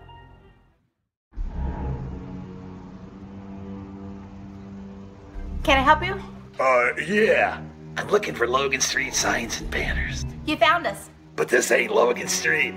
We moved 22 years ago. You're telling me that Logan Street Signs and Banners isn't on Logan Street anymore? Exactly. So what are you saying? Logan Street Signs and Banners, conveniently not located on Logan Street, but on South 10th Street in Noblesville, Indiana. Can I help you? Yeah, I'd like to order a hamburger, fries, salt, maybe a large vanilla shake. This is a trophy shop, can't you tell? You got carry-out? Everything that you need, we have here at the shop. Very unique. You order today, carry out tonight. That's our version of carry out. All right, I'll take one of everything. Well, that may take a little longer. We'll have it for you tomorrow night. I'll be back tomorrow to pick it up. We'll be waiting. Welcome back to Beaver Material Field here at Noblesville High School for tonight's IHSAA 6A football game between the Noblesville Millers and the Hamilton Southeastern Royals. We are at halftime. The Millers with a 7-0 lead. Among other activities here going on tonight, it's a senior night here at Noblesville. We are joined by Mr. Hamilton County, none other than Perry Williams. We were talking on the air about we're going to rename you the Godfather of Hamilton County, Perry. Oh, I don't know about that. That's a little bit. I appreciate it, but there's a lot of great people around Hamilton County who are doing a lot of great things. Yeah, including you and Craig and Bobby Tremaine and Nice. I had a nice conversation with Wes Bob earlier Shealy. tonight. There's a lot of good people. When I got here tonight, Bob and I had a real nice conversation. I know he's going through some tough times with family members with dementia, very similar to what I went through a number of years ago. And, sure. My heart goes out to him. But anyways, let's talk a little bit of football here, Perry. You and I had the opportunity to meet the HSE coaching staff and the Noblesville coaching staff earlier this week. And Craig and I were talking about the interview that we did with Coach Morris earlier this week, saying, that basically, the Royals are kind of coming around, learning new system, and things seem to be coming together for them, but they still are making far too many mistakes and picking up too many penalties. Well, I think, both coaches are in the same situation. This is their first year at the respective schools, but the one thing about it is, Adam's got a little bit advantage over Justin as he got to go at midterm and meet some of these kids and work out of them. Justin's Roden's job, he got a little bit late and had to get here and drink out of a fire hose, pretty much. But, the one thing about it, Roden kept some of the staff and brought some with him and Adam basically had to start all over at Southeastern. So, it's pros and cons on both sides, but I think both coaches are doing a great job. They're both 3-3, respectable football season, and they got a lot of talent. And of course, Adam Morris is a defensive guy. Justin Roden's a defensive guy. I mean, they're both defensive guys. You can tell that out here on this football field. I mean, the score is 7-0. I don't think either team will put up a lot of points. I mean, that's just the way things go. But it's a good ball game, good defensive ball game, and like you said, turnovers, errors, field position. It's going to be a huge part of this game. Now, the one thing you noticed out there now that wasn't that way at the beginning of the game that may affect his second half on field position and everything is that wind's really picked up. Yeah, the wind has picked up. It was pretty calm when we got here this afternoon about 5:30. And you can see out on the field those flags are really. And even pregame, if you take a look at the flags for the color guard out here, you can see that they're pretty well straight out. And the American flag, which is flying over the scoreboard, is showing a wind almost straight out of the north, maybe a little bit out of the northwest. And since the sun has gone down, it has cooled off considerably here. But in your conversation with Coach Roden earlier this week, Perry, we're 2/3 of the way into the season. What kind of a report card did he give his team? He's very happy with his senior class, okay, and they've been great leaders. I know that he wishes that in 6A football, we don't see many players going both ways, but the talent level that he feels like he has, he's got 3 or 4 guys that have to go both ways. Yeah. And so they have to be in pretty good shape and in that thing. But, I think he feels pretty good about it. Of course, he's a head football coach, so he wants to win every football game. Sure. And there's some games that, he should have won and could have won. Same way with Adam over there. But, I think they're making huge strides, the both of them, and bringing their programs together. And I think both schools are going to get better and better. One thing about Noblesville, too, they're 3-3, but they're 3-1 in the conference. And, Brownsburg is leading the way at 4-0, and Noblesville's 3-1, and Avon is 3-1. So, and who do the Millers play the next 2 weeks? But they finish up here with Hamilton Southeastern tonight. Then they travel to Brownsburg, which is always a tough place to play in, and then they finish up at home here 2 weeks from tonight against Avon. And it's going to be kind of interesting that game against Brownsburg. I mean, Ben Easters who is a Brownsburg sophomore quarterback, played football here in Noblesville last year. So it's going to be an emotional game, especially for those juniors and seniors Ben, and so that's going to be an interesting game. Of course, a lot of people have told me that it's in the know about high school football, even though Brownsburg beat Avon earlier in the season. Avon is a great football team. They're going to be tough to handle. Yeah, you can't take anything away from the Orioles. They have always put an extremely even when they have a down year, Perry, they're very, very competitive. Hey, Brad, let's talk a little bit because, as you've seen this past week, we didn't do our football coaches show on Monday, and we're probably not going to do it again until we get closer to the football sectional. You and I will go around and talk to some of our sectional coaches. I'll come over there and talk to you, both coaches.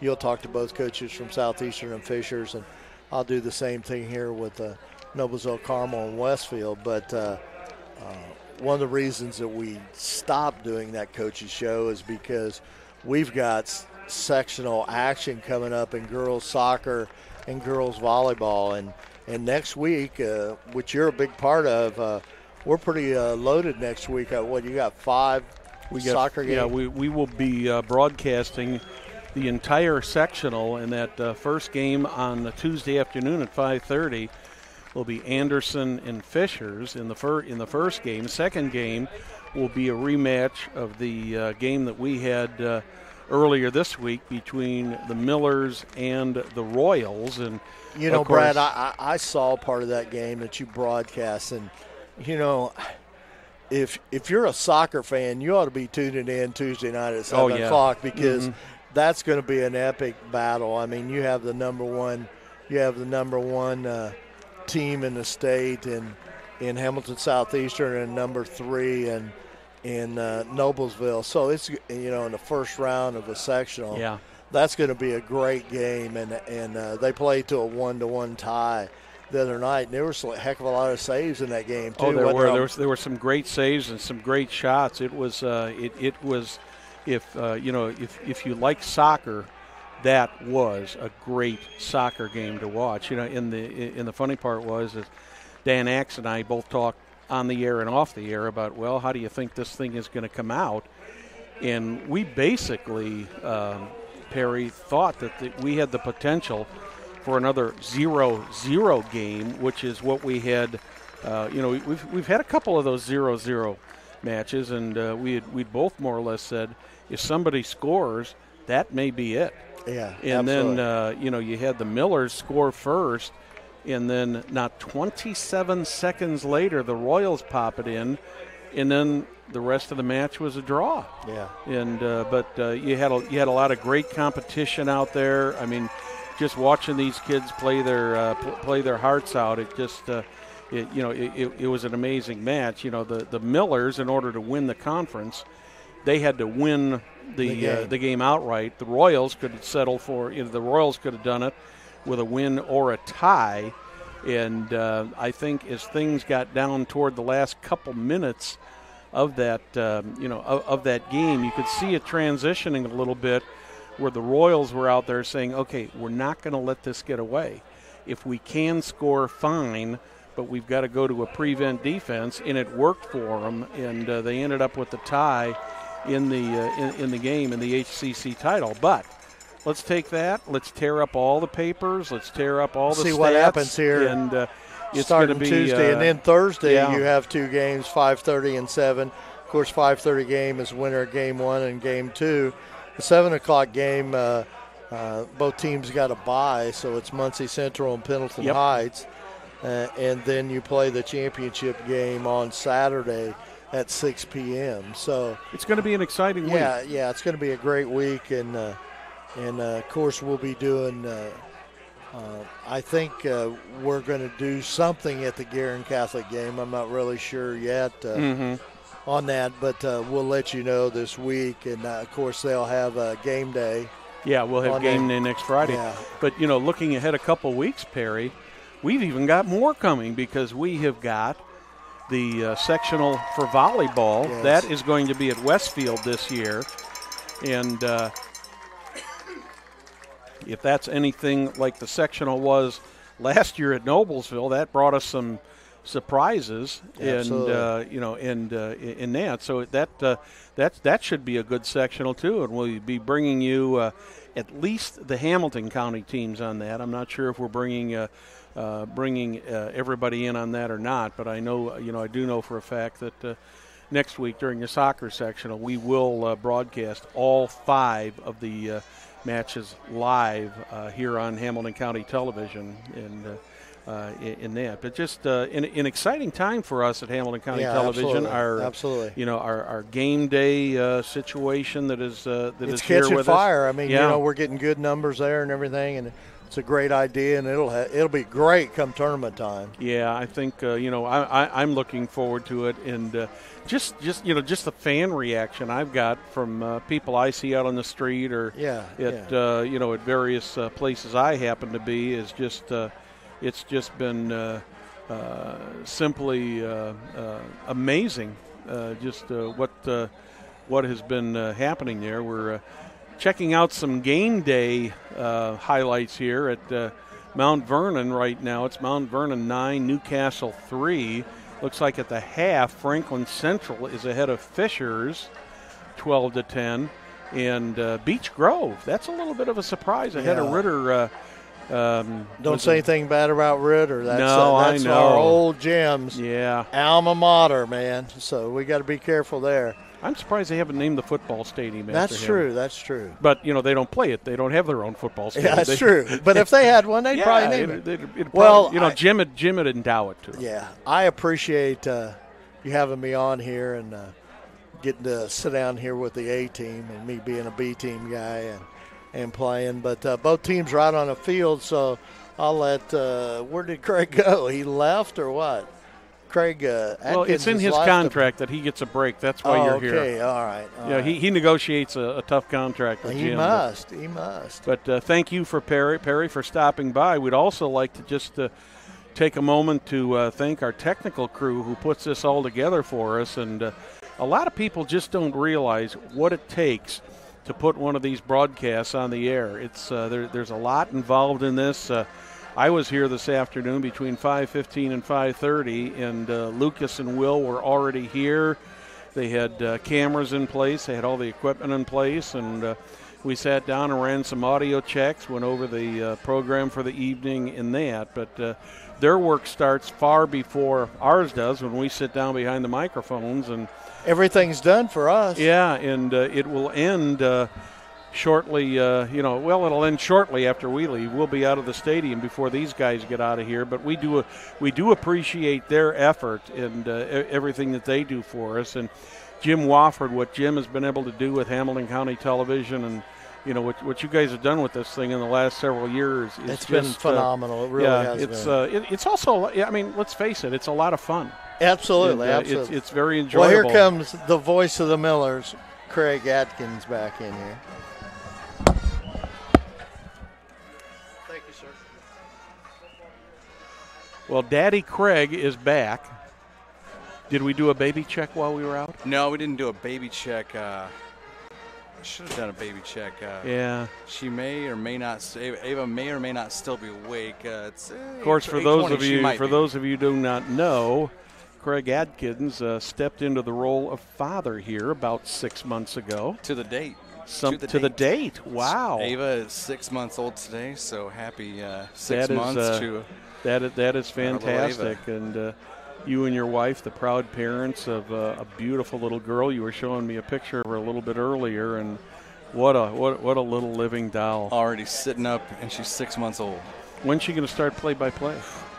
Well, the way she jibber-jabbers around the house, it's not going to be too far. She's either going to be doing this or she's going to be singing. Well, I got an idea. She laughs every time I sing. You know how Jim is a technical wizard, and he's always trying to think of new things. What we really need to do is we really need to get Jim to give us a sideline reporter, and we put Ava on the sidelines. Before you know it, she'll be able to. Well, Craig, we are just moments away from the second half here. 7-0 in favor of the Millers over the Royals. That last minute of the second quarter, I swear I think that thing took 10 minutes to play. With all the timeouts and everything. It's almost like a basketball game, the last couple minutes where they call timeouts or shoot free throws. Yeah, kind of like an NBA game. But the Millers will have the ball here first in the second half.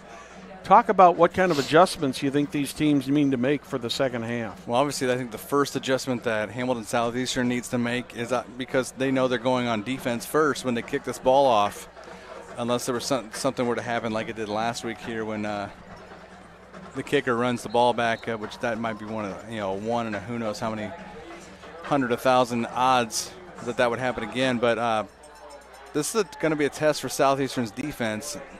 And first off, and also on Noblesville's side, this has got to be a statement drive because they've only got a 7-point lead. Yeah. It's one touchdown, and that they got in the first quarter. Of course, they've won a couple low-scoring games here: 10-0 against Franklin Central, 10-2 against Westfield. So it's not as though they are not a team that does score a lot of points. They've only scored 55 points this season.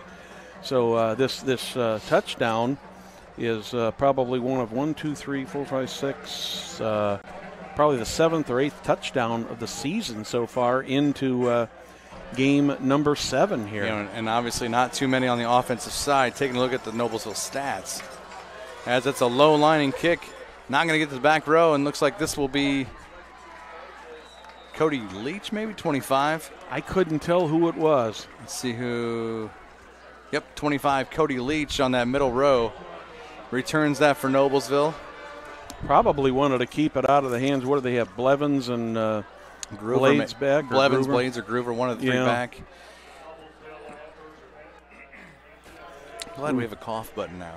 Yeah, we've seen that an awful lot here this season, where some of the teams have chosen not to kick deep, to keep it out of the hands of the receivers. But that also gives Noblesville ball at the 34-yard line. Now it's Blevins on first down. Breaks free, 40, 50. He's going to go all the way. 30, 20, 10. Touchdown, Noblesville. And did I say statement? They made one here. Luke Blevins, 66 yards later.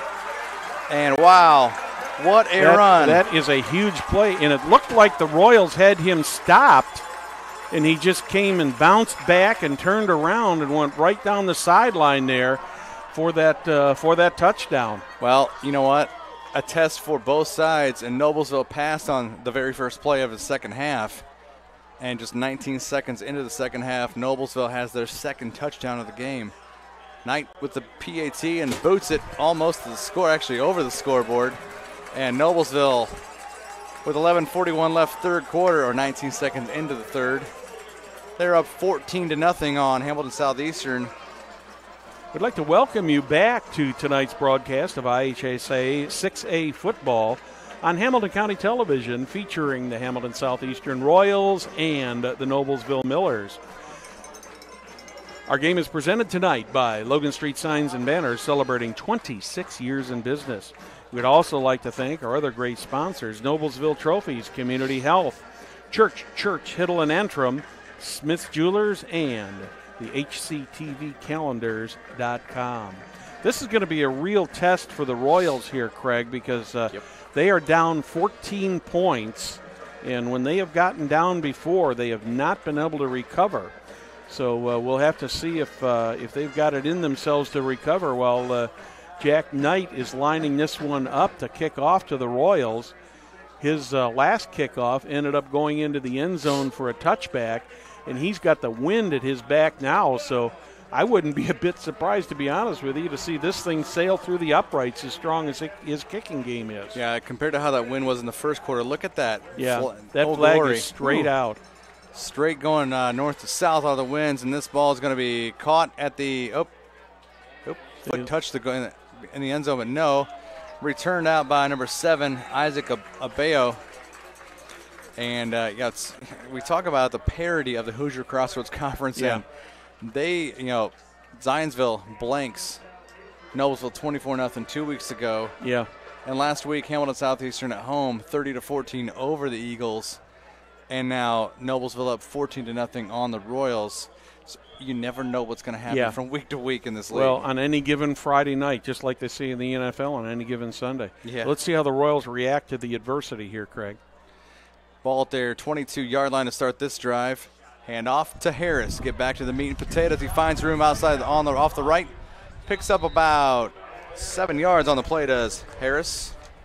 He did almost the same thing that Blevins did. Hit the line, looked like he got stopped, and then pulled up, moved to his right, and ended up picking up 7 yards on that play. The vision of these tailbacks, they find it. If they're going to bounce off or bounce out of the pile, they know exactly where to go to find some yards. They can find the smallest little hole to sneak through. It's like a pinhole. He's going to be about a yard short of the first down. It looks like about a yard short. Nice to have Perry up here at halftime. Always good to talk to Perry. Oh, yeah. He's got such a knowledge of the game and knows the high school sports here in Hamilton County and Noblesville so well. How do you like being called the Godfather? Boysen gets the fake, and Harris up the middle. We get to near the 35 or just across it to the 36 for a 5-yard pickup and a first down for the Royals. Let's put it this way, Craig. He's going to have to get used to it. I can't call him like Vito or something. No.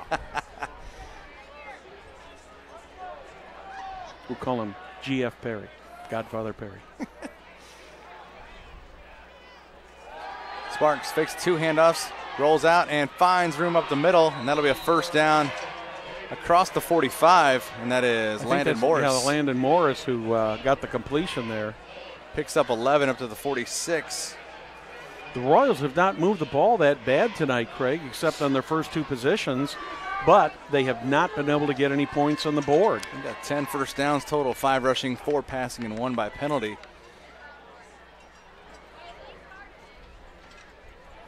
Sparks with 15 on the play clock. Harris tries running. It looks like Zach Tuanay and If he a couple gets other anything, Millers on he's him. going to get maybe about a half a yard out of that.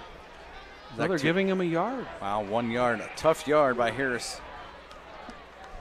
Kenja Jenkins, number 42, in there as well on the stop for Noblesville.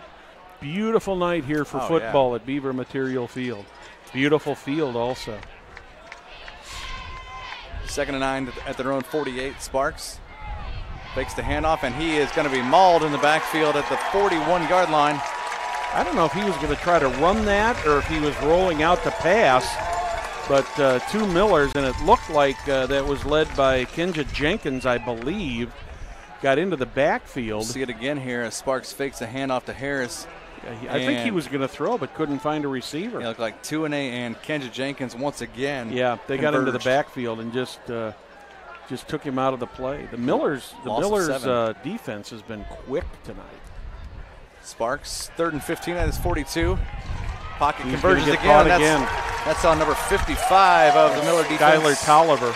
Tolliver, a 6'1 sophomore, making a difference. I've seen him on a couple other plays tonight as well. Loses another 3 yards. They'll mark him 2 yards back. So that's going to bring up a 4th down. And that'll bring in Mitch Hebenstreet. Groover and Wyatt Blades back to receive this punt. That one just died Waved in off. the wind. And it's going to Royals go get a good bounce. out That of one bounds, yeah, 23. 23. Royals got lucky on that. They got a good bounce, and they probably got another 15 yards out of that punt just on that roll. So the Millers will go back on offense here for their 2nd offensive play of the half. In less than 4 minutes. Yeah. 1st and 10, they'll have the ball at their own 23-yard line. Glad you've joined us tonight. Beautiful night for high school football here in Week 7 here at Noblesville's Beaver Materials Field. Clear and 63. Obviously a breeze going north to south. Handoff again. Blevins finds room up the middle. He'll get across the 25 up to the 26 for a 3-yard pickup. I think Manny Daniels had the first contact on that. Also in on that tackle was Seth Smarelli. And we got a Miller down on the field. I can't see who that is. 11 carries for 114 yards unofficially by my count for Luke Blevins. Aided big time by that 66-yard touchdown run on the previous drive. Well, while we got an injury timeout, let's remind you that celebrating over 26 years, that's Logan Street Signs and Banners, specializing in last-minute signage and banners. Serving Noblesville and Hamilton County since 1992. You can contact them at 317-773-7200. Visit their website, www.loganstreetsigns.com. Follow them on Instagram, Facebook, and Twitter. And when you come in, be sure to say hi to Deb and Will for us, will you? Oh, yeah. Will's not even paying attention. Looks like halftime over a little west of us. Avon 20, Westfield 10. Chasing down some more scores during this injury timeout. Let's see what else we can find for you. And don't forget, folks, check out our game day. We've also got Ritter versus Beech Grove at Beech Grove, Newcastle at Mount Vernon over in Fortville. Yeah, then we can switch a tight over. game down in Franklin still, Township. 12-10 there. 12-10 Tigers and Flashes at the Flash Dome, they call it. Mount Vernon and Newcastle over at Mount Vernon, 12-10. 29-14 Beech Grove up on Ritter. Yeah, they've gone up a little higher on Ritter. Looks like we got an ankle or a knee injury there. No weight going on that left side there. I still cannot read who that is. Looks like a 50-something. Can't tell if that's 52 or if that's 50. 52 or 56 is what it looks like to me, but I cannot tell. If that's 56, that would be a big hit for Noblesville. That'd be Dalton Davis. Or if that's 58, Evan Osberger. See if we can catch the back of his number as Pete Dewar and Stephen Jacobson, doctor and trainer. I'll follow him while you follow the play. Gremmel hands the ball off, and Blevins met in the backfield back at the 24-yard line. 2-yard loss. I believe that's 59. Max Ely is what it looks like. That'll bring up 3rd down and 4. Check that. No, that's going to be 3rd down and 9. Yeah, they lost a bit of yardage on that one. They were at 2nd and 4, now 3rd and 9. 7:19 remaining here in the third quarter. Millers would love nothing more than to extend this lead. Royals want to get the ball back. Big 3rd down for the Royals defense. Gremmel back to pass. The rush is on up the middle, and he's going to have to throw it away. And the ball is thrown out of bounds, or actually just in front of a receiver. Blaze, the intended receiver, around the 30. Incomplete pass, and Noblesville will have to punt the ball away. Even if Wyatt Blaze had caught that, which would have been a fantastic catch, he would have been well out of bounds, so that one wasn't going to count either way. Jack Knight back in there, and boy, that wind is getting stronger and stronger and stronger. It'll be in Knight's favor this time, as he'll be kicking north to south. It's that wind at his back, and the rush is on almost, and that's a side winding. Eggers is back almost to his own 20. Yep. Catches that ball at the 23, and he is tackled out there by number 24. That's Aiden Richardson again, 24. Yeah. Good coverage there by the junior. He got about 6 or 7 yards back on that, but when you got hang time like Jack Knight puts on that ball, that certainly gives your coverage team plenty of time to get down there and get to the return man. So ball at the 29 for the Royals to start this drive at their own 29. Royals are in need of a score on this drive, Greg, just big time. Yeah, this is big for Cody Sparks and the offense, but obviously, it's got them back on their heels, down 2 scores completed. That's number 86, DeAndre Rhodes. Did he get a first? I believe he did get a first down. Looks like he got yards, about 12 on that one. 12 yards up to the 41. And that's 4 straight completions by Cody Sparks. I think I've seen 3 huddles so far this season. This no huddle offense is kind of neat. Seems to be a trend these days. Thanks, Peyton Manning. Sparks had to carry that himself. That'll officially be a sack. Coverage sack for about a 1 yard, actually a 2 yard loss, back to the 39. 2nd and 12. 4 carries, -5 yards unofficially for Sparks. Plenty of time, he'll change the play at the line. As you see 3 different coaches over there signaling. Good thing he knows which one's got the right play. Sparks hands it off. Little bear hug there by, I believe that was 47 of Noblesville, Jacob Ham. Harris gets the loss and maybe another half a yard back, so it'll be 3rd and long.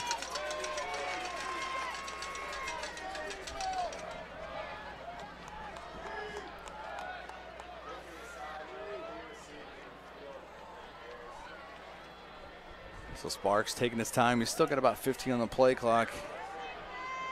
Clock's moving. 3rd down and 10 at their own 41. Sparks back in the pocket, looking to pass. He's rushed out. Jenick almost gets a sack, and the ball thrown upfield, deflected by a Noblesville. That's Justin Johnson. Sparks, number 2.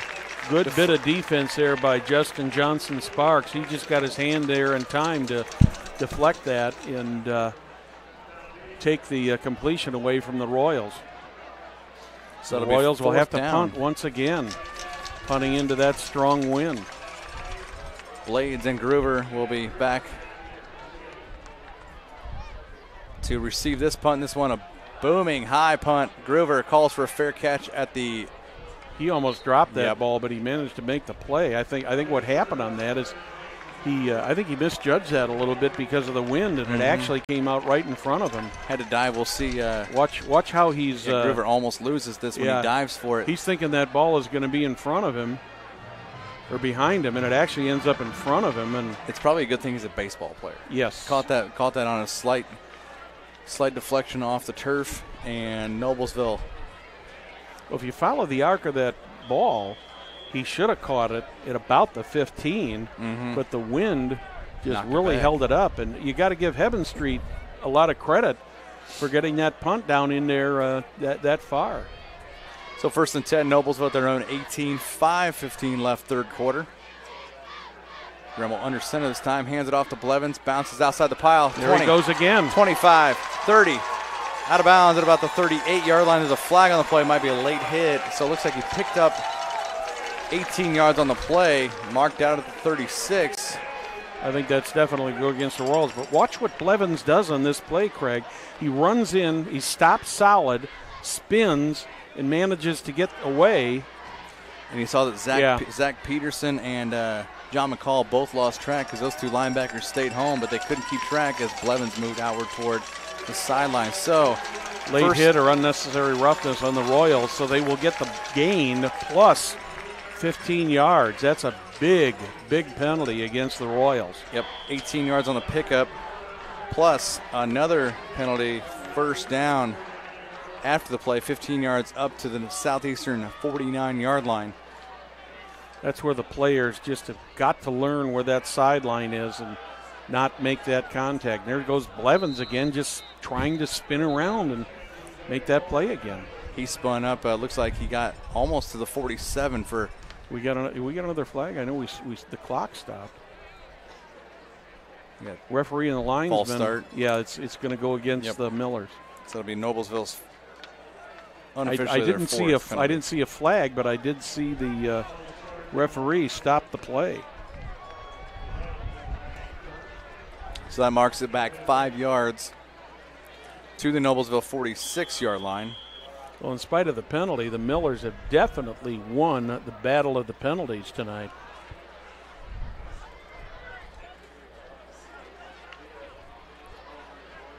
.450 and counting, third quarter of play. Now it's 1st and 15 at their own 46. Hand off, Blevins. He doesn't seem to be an up-the-gut runner. He likes to bounce it outside, and the play calls, for that dive up the middle. Yeah. Kind of limiting his what he normally does well. Gained about 1 on that play, but the big difference in that play, Craig, was he bounced off the Royals, and he couldn't spin and get out to his left and pick up the extra yardage. The Royals managed to get an arm on him and pull him down. Blevins had a great game tonight. Yep, he is having a great game. I believe he's got 13 carries for 113 yards and a touchdown. Gremmel also with 1 through the air in the first quarter. Gremmel keeps it himself, and he'll barely get, he gets marked at midfield for a 3-yard pickup. I know the Gremmel is a threat to run, but in this day and age with injuries and everything that happens, we're seeing less and less and less of that because you lose a quarterback at any level, whether it's high school, college, pros, and boy, it's so devastating to the teams. We saw what happened a couple years ago when Ryan Barnes was injured right here. Yep, you got it. And you see it in the NFL with Cam Newton of the Panthers. Yep. Ron Rivera is obviously having him run less because you don't want to shorten his career. Yep. 1 yard pickup, a hard 1 yard. Blevins on the carry once again. Brings up 3rd down and 10, so they're back to that line of scrimmage. Yeah, that's 4th down now. And now they will punt with 3 minutes and counting. Third quarter, it's all about keeping the players safe. And, as much as the quarterback wants to run, it's just not as safe anymore. I'm looking for Knight to try to push this down the sideline somewhere and get it out of bounds inside the 20 or 10. Trying to get that coffin corner and off the side of his foot. Exactly what he's trying to do. And it does go out of bounds at about the 25 is what they're saying it looks like. So, it looks like about the 25. Yep, at the 25. So trading punts after the Luke Blevins 66-yard touchdown run to start the second half. on the very first play of the half. And now if you look at the punting stats and you look at that last punt for Knight, he only punted the ball 24 yards, but he was still pretty effective in the fact that he got it inside the 30. He would have liked to obviously got it inside the 20. But looked like it might have gotten off the side of his foot a little bit. Yeah, but I think that was by design. I really do, Craig. Sparks rolls out right, finds the receiver and can't complete it to Ben Boyson. I think that's a case where Ben turned to run up the field before the ball got there, and the ball just flew right by him. He thought he had that ball, and we got a flag on the play. Normally that might be a holding. It's on the backside here, maybe. Yep. He's going to march it back from the 25. Illegal participation. 5-yard penalty. Back to the 20. I believe that's what that was when they tapped their hat. Yeah, I think that is illegal participation. That makes it 1st and 15 at the 20. Harris on the carry. Forward progress to the 22. Hard 2 yards. And for a tailback like Matt Harris, it's almost a shame when you're down on the depth chart as a junior. Didn't see as I don't think he saw as much or any time in the backfield because there's always a long line of tailbacks. I mean, you've seen being a PA announcer for their home games. It's a long line of great running backs at Hamilton Southeastern, and it's like waiting your turn. Yeah, we got another penalty here called on the Royals. This is going to be a false start. Another 5 yards. Put them back another 5 yards, so it's going to be second and about 17 or 18. 2:02 and the clock rolls. Third quarter. 2nd and 18 at the 17. The rush is on. Screen pass, and Matt Harris is hit right away by Eddie Jenick, and there may be an extra flag for extracurriculars. Down at the 16-yard line, 1 yard loss on the play. I'd like to see a replay on that one because I thought that was just a good hard hit, but we'll have to see what happens here. Let's take a look at it, Craig. Yeah, so watch number 10, Eddie Jenick stays home, finds Harris, and are they saying it's helmet to helmet? Oh, that's what he had him around the neck. Horse collar is what it should be called, and that's going to be a first down. So it goes 15 yards up to the 31-yard line. No, it's going to be second down again. Or is it third? No, it's second. No, it is a first down. It is a first down, yep. First down by penalty. Yeah. Oddly enough, each has 2 of those. He gave him a bear hug right around the neck and the helmet. Yep. That's the reason for the flag. I mean, the hit was hard and the hit was legitimate, but if he had not wrapped his arms around his helmet and his neck, he would have been okay. I think with Matt Harris being 195 pounds, he thought he'd be good to do that. Give him a bear hug to keep him from extending that play. A low bear hug is okay. Yeah, just not high around his head. And they're emphasizing those types of plays all over the league. It is 3rd down and 4 at the 31. So 3rd down and 4 is the down and distance here at the 31-yard line. 1:52 left, third quarter. So a big 3rd down, obviously on both sides of the ball. Noblesville trying to stop the Royals, and the Royals looking to get something going. Yeah, they need to get something going here. Sparks back to pass. A little in pattern, a little incomplete to Jackson Lance. He thought he caught the ball. They're saying it bounced. Johnson Sparks on the coverage. So the Royals will go and have to punt again. I don't see Heaven Street coming out there yet. Is there another up flag there's out a flag there? Far side by the 30-yard line. Illegal shift on the Royals. 4th down. Yep.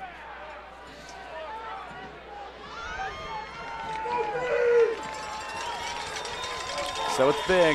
4th down and 4 at the 31. Up they are going to call the punt team on. Plenty of time. 20 seconds left on the play clock. So they will shift in Heaven Street and his punt crew. Look at how close up the receivers are there. Blocked. Justin Johnson Sparks picks it up and returns it. Touchdown, Noblesville. Wow, what a play. The Millers have done it again. The Millers have taken advantage of big plays in this game, Craig. Block the punt and go out to a 20-0 lead. The Royals have nobody to blame but themselves for some bad penalties. Penalties and what looks to be obviously special teams have come up big for Noblesville. As everything going their way tonight. 1:34 left, third quarter. Jack Knight puts the exclamation point on that. Johnson Sparks, fumble return, touchdown. So we've got 1:34 left here in the third. The Millers out 21-0. Noblesville Trophies offers a large range of products, including sports trophies, corporate awards, and in-house embroidery. Noblesville Trophies provides you with same-day service for those last-minute decisions. Contact them at 317-773-7391 or check them out online, www.noblesvilletrophies.com. Follow them on Facebook and on Twitter. Greg, there isn't much you can say about the way this game is going so far. The ball has bounced right for the Millers and bounced wrong for the Royals. Yeah, things have just, Noblesville, obviously, they're both teams come in on a high from last week's games, big wins for both. You saw Southeastern's 30-14 win over Zionsville, and Perry and I saw the Franklin Central Noblesville game here last week, and Noblesville taking advantage of opportunities when they're presented to them, and they're putting points on the board. And it doesn't necessarily mean it has to be their offense. Yes, their offense has produced 2 touchdowns tonight. Yeah. But a great special teams play there by the punt block, and then the fumble return of that punt by Justin Johnson Sparks. Now Noblesville with a 21-0 lead on Hamilton Southeastern. 2 big plays, one by special teams and one by Luke Blevins on that, was that 64-yard run, I believe? I can't remember how many yards that 66, was. 66, yep. Yeah. And that is the... that is the difference in this game. And, of course, the Millers with a big interception in their own end zone to keep the Royals scoreless there late in the first half. So Southeastern with the football, 1:34 left, third quarter of play. And we've got a timeout. Hamilton Southeastern before they even get a playoff in this drive. Royals wanting to talk it over here. I don't know if that was called by the bench. No, correction. That's a Noblesville timeout. I believe they just signaled for Noblesville. We're going to have to take a look at that and see. Yes, that was a Noblesville timeout. Millers. And officially, Will has not marked it off yet. Actually, he marked it off for Southeastern. Well, they did initially signal a timeout for the Royals. Then I saw the referee turn around and point back toward Noblesville. So I believe that the Millers were the ones who called the timeout. Now, whether they weren't sure how they were, if they didn't have enough men on the field, didn't have the right alignment out there. I'm not sure what the reason for the timeout was, but it appeared as though at first the Royals looked a little bit disorganized. But the Millers did call the timeout, so they've used one of their 3 timeouts here in the half. So 1st and 10 Royals from their own 20-yard line. Boysen in motion, fakes the handoff, gets it to Harris on this handoff across the 20. He'll get about to the 22, 23 we'll give him. Another factor that leans into this game, Craig. I see. I got you one time. That's only one. Will was trying to keep score. Yeah, he's got a big smile out there. I'll talk about that after this play. As he points to you writing my name on a piece of paper. Pass out in the flat to Boysen. He is nailed back there by Wyatt Blades. That was almost a high tackle and almost a horse collar too. That was very close because he had him high, but no call on it. It'll be 3rd and about 5. It's like he lost 3 on that.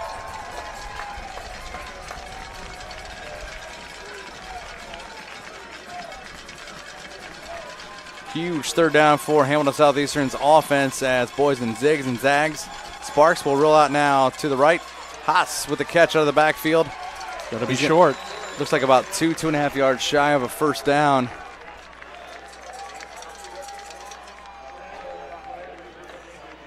Now is when the Millers really ought to use a timeout because the Royals can run this thing down to the end of the quarter and kick with the wind at their back, but the Millers will not use a timeout, and the Royals will not kick.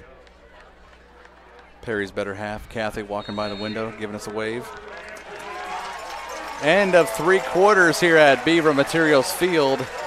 Noblesville 21, Hamilton Southeastern 0 as we turn our page to the 4th quarter, Brad. Community Health is Central Indiana's leader in providing health care services where and when patients need them. With any questions, you can contact Community Health at 317-355-7775 or check them out on their website at www.ecommunity.com. What I was going to say earlier there toward the end of the third quarter, Perry, if you look back on the history on these games, the Millers have not beaten the Royals since 2005. That's got to be a bit of incentive for them. You know, and another statistic that was thrown at Perry and I through an email today, in no season ever has Noblesville defeated Westfield, Fishers, and Hamilton Southeastern. And keep in mind, I mean, obviously they've only played Hamilton Southeastern since 1994, and Fishers became a program in 2006. But that's still quite a bit of football when they hadn't. Noblesville has not beaten all 3 in the same season. So now Heben Street starts the 4th quarter with a punt, and this is a spiraling punt caught by Wyatt Blades. Yeah, he called for a fair catch. Royals were right down there in front of him. But a much better punt. Of course, that wind just makes a ton of difference because that wind is still coming out of the northwest. Very, very strong. I'd say at least 15 miles an hour right now is what it looks like. And the temperature is not really dropped, but it is a little bit cooler right now. It's 63 degrees. 1st and 10 for the Noblesville offense at their own 27 to start this drive. Just 7 seconds into the 4th quarter. Craig Atkins alongside Brad Silbert. Glad you joined us on this beautiful Week 7 night here in Indiana. Noblesville, Indiana, Beaver Materials Field. That time Blevins just took the ball, went right up the center, didn't even try to get to the outside. 2 yards on the pickup up to the 29 for the senior tailback, who's having a pretty decent night.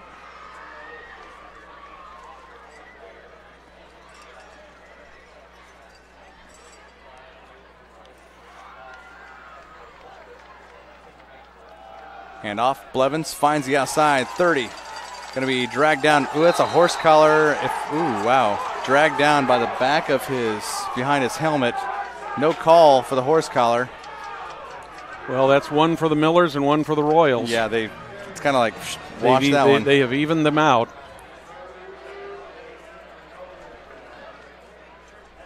So a pickup of 7 yards for a 3rd down and 1 now. The 2,000 referees on this side of the field, they were all ready to throw their yellow towels out. Big 3rd and 1 at the 36. Gremmel hands it off. It's Blevins up the middle. He'll dive across the 35. I think he's going to be short. He is. Yep, he may have gotten to the line of scrimmage. Now, at this point in the game with a 21-point lead and only a yard to go, Craig, do you take a chance on this and at 4th and 1, or do you play it safe? You play it safe and you punt the ball and you rely on what's gotten you to this point. And that's that. Noblesville's defense has played stout so far. That's exactly what Coach Roden's going to do here. So Jack Knight back near his own 25 to punt this ball. Royals should get some halfway decent field position out of this with the wind. Yep, Eggers back at near his own 30. And going to be a bullet sliding. Which you got at the 32. Slide by baseball player Anthony Eggers. At the 32 where they will start this drive.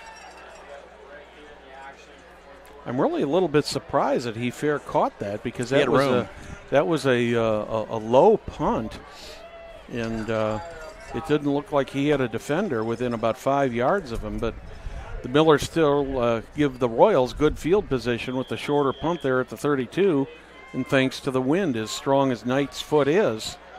Into the wind there. Yeah, into the wind. That's a pretty tough one. Handoff. Harris bounces outside just like he and his counterpart Blevins are known to do. Yeah, he lost a yard on that one, it looks like. Matt Harris has been the workhorse there in the backfield so far tonight. Boyson's had a couple carries. He's had 24 carries, only 3 of those for double digits for Matt Harris. Sparks barking out, trying to get Noblesville's defense to jump here on 2nd down and 10. Clock rolling under 10 minutes now. 3 wideouts to the right. Sparks rolls out left, chased by Tolliver, and looks like that ball skips into the hands of Landon Morris. Incomplete. A one hopper doesn't count in football, unfortunately. Nope, not like a grounder to second or short. And that'll leave the Royals with a 3rd and long. The Royals are looking now like they looked right at the beginning of the game, Craig, with these 3 and outs that they've had. They had a period there during the first quarter and second quarter and even into the third quarter where they moved the ball fairly well, but their last couple possessions, they just have not been able to move the ball. 3rd and 10 at their own 32. Sparks rolls out, has Harris in front of him, trying to run, throws up the sideline and completed. That's caught. And that'll be marked around midfield. I think that was Haas who got that, if I'm not mistaken. Nope, that was DeAndre Rhodes. Was it DeAndre Rhodes? Picks up 18, does Rhodes. That's his 3rd catch for 40 yards. And a Royals 1st down at midfield. Sparks back to pass again. Finds, is that Rhodes? Probably is over there on the left. Nope, that's Jackson Lance, number 3.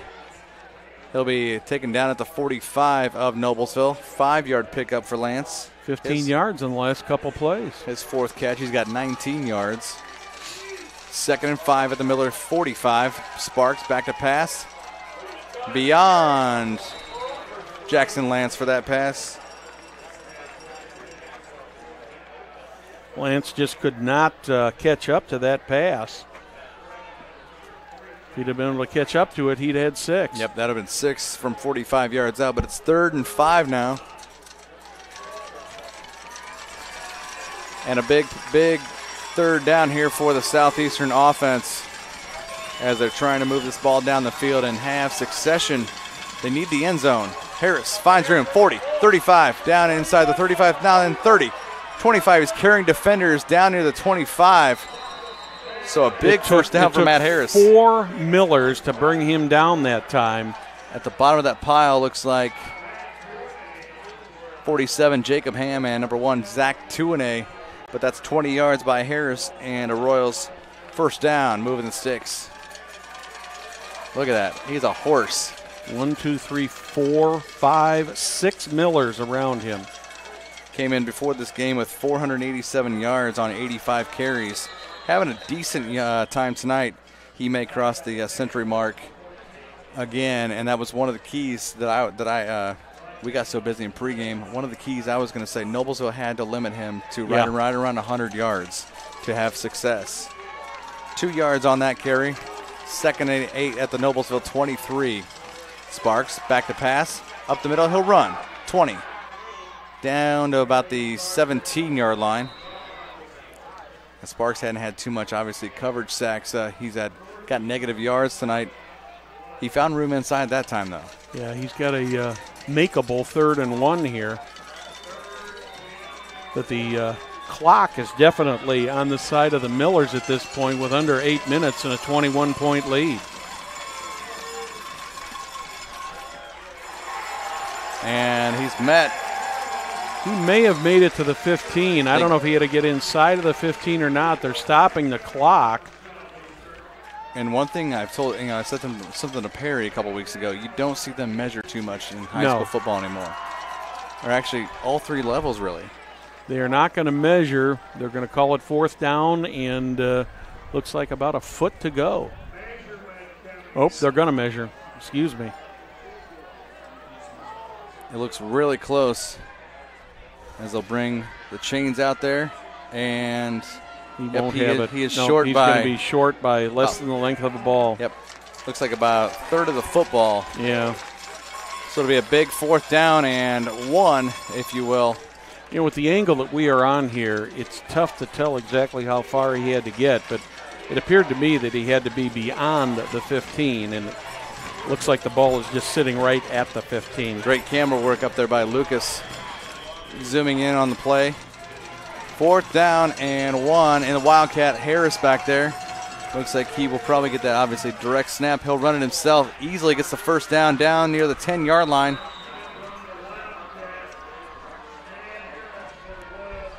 Matt Harris has had a lot of success with that Wildcat this year, Craig. And you'll notice he moved to the left. He did not try to go right up the right up the middle of the line. He's still out there in the Wildcat. Boysen in motion again. Harris takes it again. Down near the 6-yard line, make it 7. Picks up 3. Yeah, once again, it took about 4 or 5 Miller defenders to bring him down. But you got to give credit to the Miller defense. Harris is getting some yardage, but they have not given him the big play so far tonight. He's only had 4 of his 29 carries for double digits. Timeout's going to be called. Now. That's going to be called by the Millers. Noblesville going to call that. 6:55 left, fourth quarter. Noblesville 21, Hamilton Southeastern 0. Second and goal for the Royals at the Millers' 6-yard line.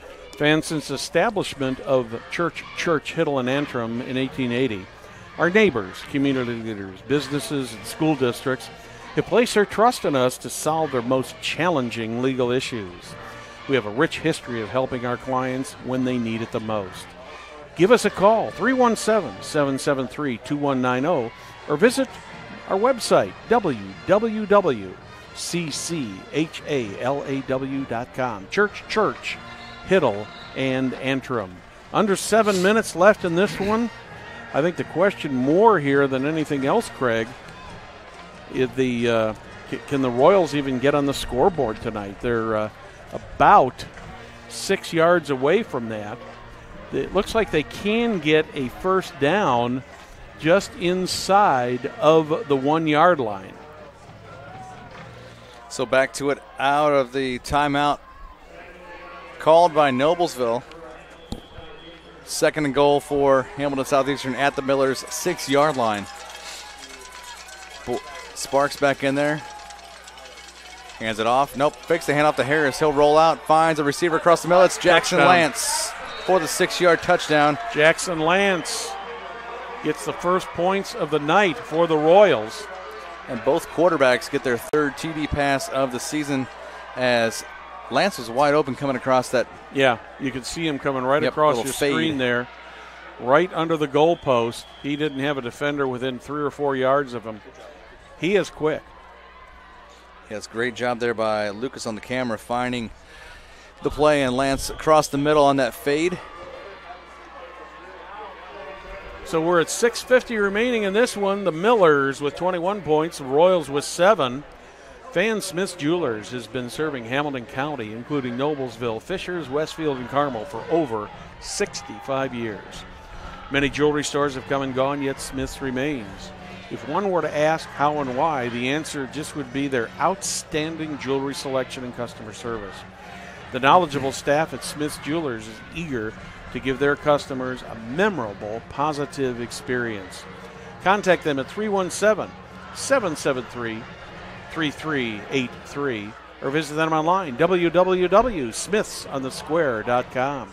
Got some other scores here at the bottom of the page there, Craig, and we had them. Yeah, we had them there for a moment, and Will was just teasing him with this, shall we say. Beach Roof 42, Cardinal Ritter 28.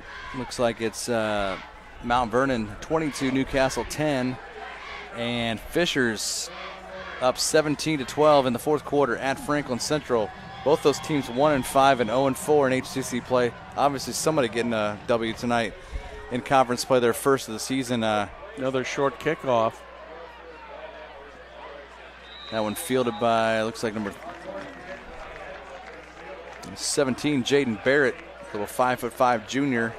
Millers did not have anybody back deep on that. I think they were thinking there might be an onside kick coming. Or at least some sort of squib, and yeah. It was a shorter kick. Mm-hmm. You know, good thing you have like those skilled players in the middle, or that could have spelled something good for Southeastern. And Noblesville probably looking to milk some of this clock if they can do it. 6:45 left here, fourth quarter. I'd be very surprised if this isn't in the hands of Luke Blevins almost for the rest of this game. Yep. If Noblesville can sustain this drive and keep that ball moving.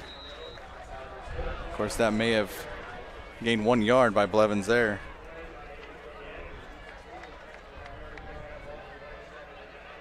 Anthony Eggers, one of the two-way players for the Royals with the tackle. Millers use all the play clock that they can. They can take this down to 6 minutes before they have to snap the ball.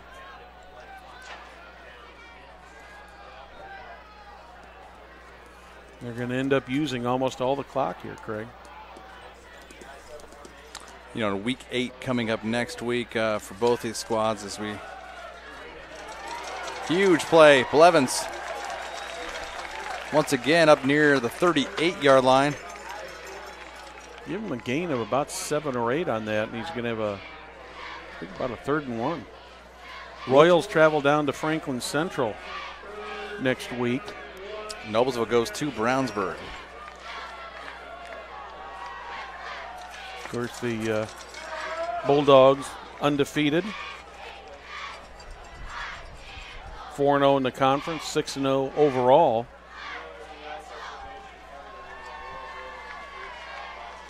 Third and 1 at their own 37, 5-16 and counting. And they're not going to get the first down. That's going to be close. The Royals are saying the ball is out loose, and they've got the ball, but I believe that the officials are going to call it a dead play. So it's like a no gain there by Blevins, so it'll make fourth down, but the clock rolling now for under 5 minutes left. 4th and 2. Jack Knight is already out on the field. Anthony Eggers is back deep.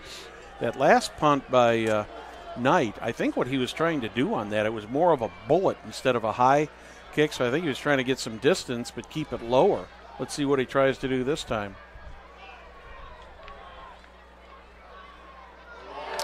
Oh, wow, and Noblesville just got a penalty by first down. They got Southeastern to jump on the hard count. It's silent.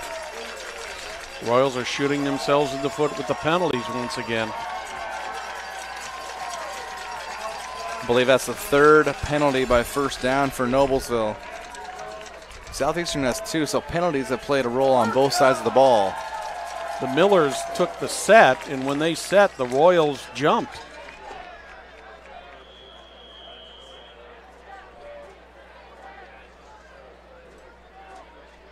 So with 4:30 and rolling. That's just a penalty that you pick up, the not being aware of the situation. So now Noblesville first down after that offside penalty at their own 41-yard line. Gremmel hands it off. Blevins once again. Back to the 40. It's going to be a 1-yard loss for Blevins. And South did. Nope, no timeout called yet. 2nd and 11 at the 40-yard line. Royals have got 3 timeouts left. Millers with 1. But we're under 4 minutes.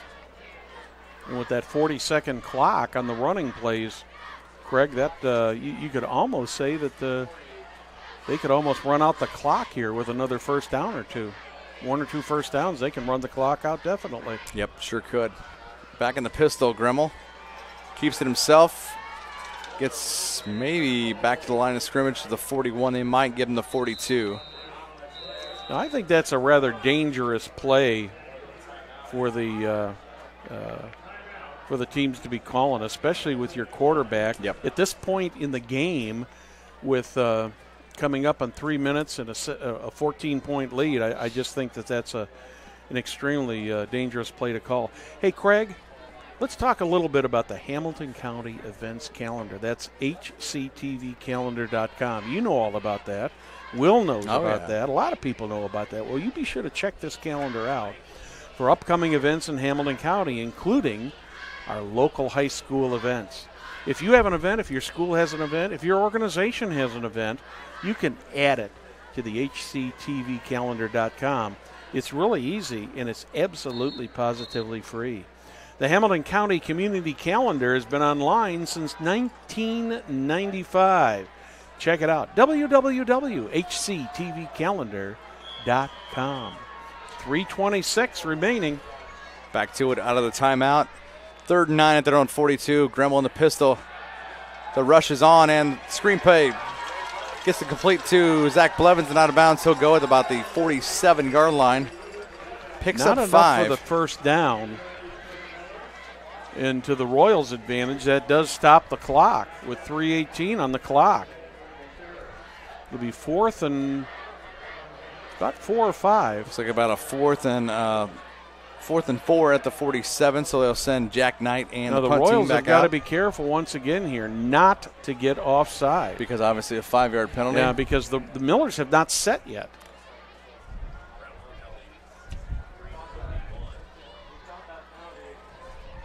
Knight booms this one, and Eggers back inside his 10 at the 9. He's got a returnable punt here. Richardson cradles him, and it's about 13 yards on that return out to about the 22 or 23-yard line. Actually, that was Carson Sanders, number 9 for Noblesville.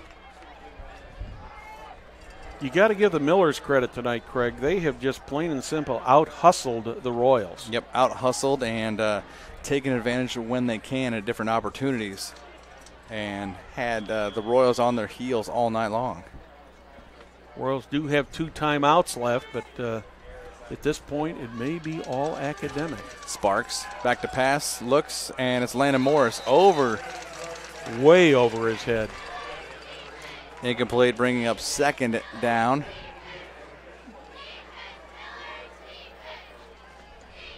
So unless the Royals can pull a rabbit or some kind of a magic trick out of the hat, they're going to drop to 3 and 4.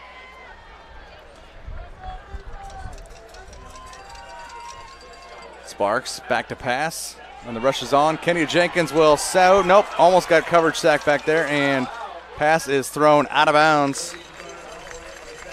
Incomplete, bringing up 3rd down. Yeah, unless something were, insurmountable would happen here with 2:56 left. Noblesville will move to 4 and 3. Southeastern to 3 and 4.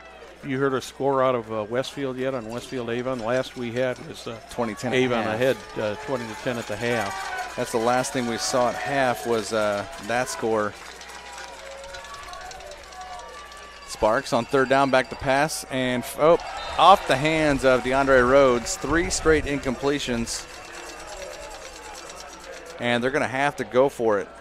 Obviously, 2:53 left, down 2 scores. The Miller pressure has been something in this game defensively. The Millers have just done a fabulous job.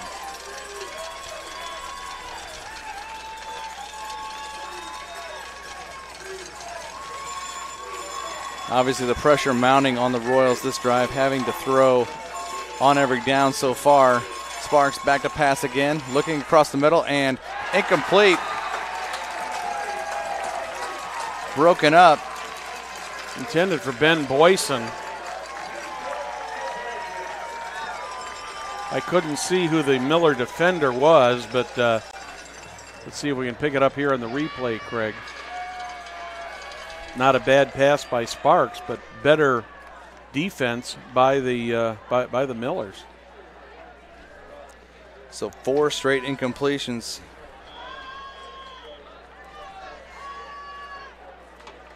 With 2:48 left in this one.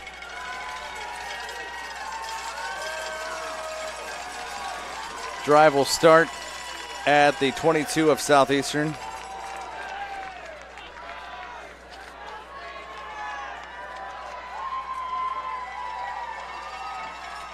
Connor Gutting in there now, and the ball's on the Ball turf, is loose. and that's going to be recovered. It looks by, is that by Lance Stevens, number 31? I'm not sure who got that, but Nope. Looks like I believe it was Lance Stevens. and that's the odd thing when you bring in the backup quarterback, number 4, Connor Gutting, with, I imagine maybe a little jitters out there for the JV center as well if we've got a substitution there. It looks like all JV in there for Noblesville. So 5-yard loss by Gutting. I formation.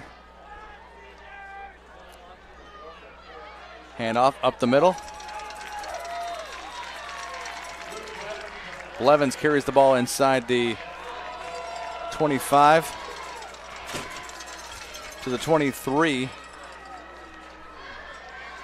3rd and 3 here, but well within the range of Knight for a field goal attempt. And we're going to have a timeout. That'll be a timeout by the Royals.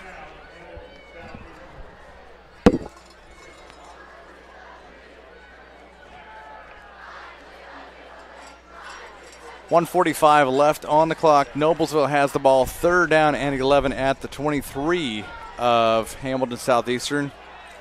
This game all but sealed up yet.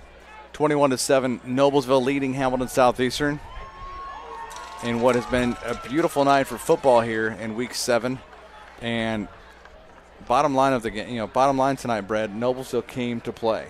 Noblesville came to play. They got some breaks. The Royals threw an interception into their end zone, allowed Luke Blevins to get a 64-yard touchdown, and ended up blocking a punt. And what a difference. 3 huge plays were the difference in this game. You got it. 3rd down and 11 at the 23. Connor Gutting under center. Hands the ball off. This is going to have to get out the roster. I could not read the number from here. Another timeout being called. That will be the last one by the Royals.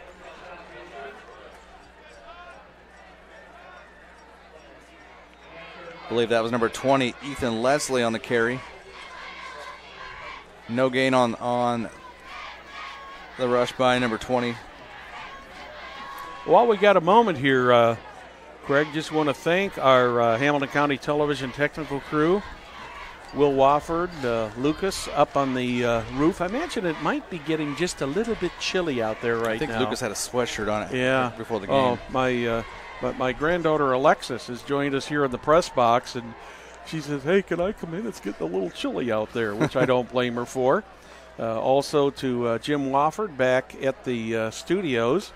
And we're going to have a field goal attempt here by Jack Knight, and this is going to be about a 40-yard attempt from the 30 into the wind. From the right hash on the hold of Connor Gutting. Cleverly on the snap. On this ball. He's got the distance if he's got the aim. It looked like that. Oh, no good. Went off to the, I believe it went off to the left. Yeah, it looked like it was a sidewinder. But it certainly had the distance, and that one easily could have been through, just a little bit off on the aim. Hey, fans, celebrating 26 years. It's Logan Street Signs and Banners, specializing in last-minute signage and banners. Serving Noblesville and Hamilton County since 1992. Contact them at 317-773-7200. Visit their website, www.loganstreetsigns.com. Follow them on Instagram, Facebook, and Twitter. Royals with one last gasp here with 1:32 left. Sparks back in the shotgun. He's rushed, throws across the middle, and it was intended for, I believe, Jackson Lance. It makes 5 straight incomplete passes by Cody Sparks. Got a new spotter in here with us, Craig. 1:26 left, 2nd and 10 at their own 20.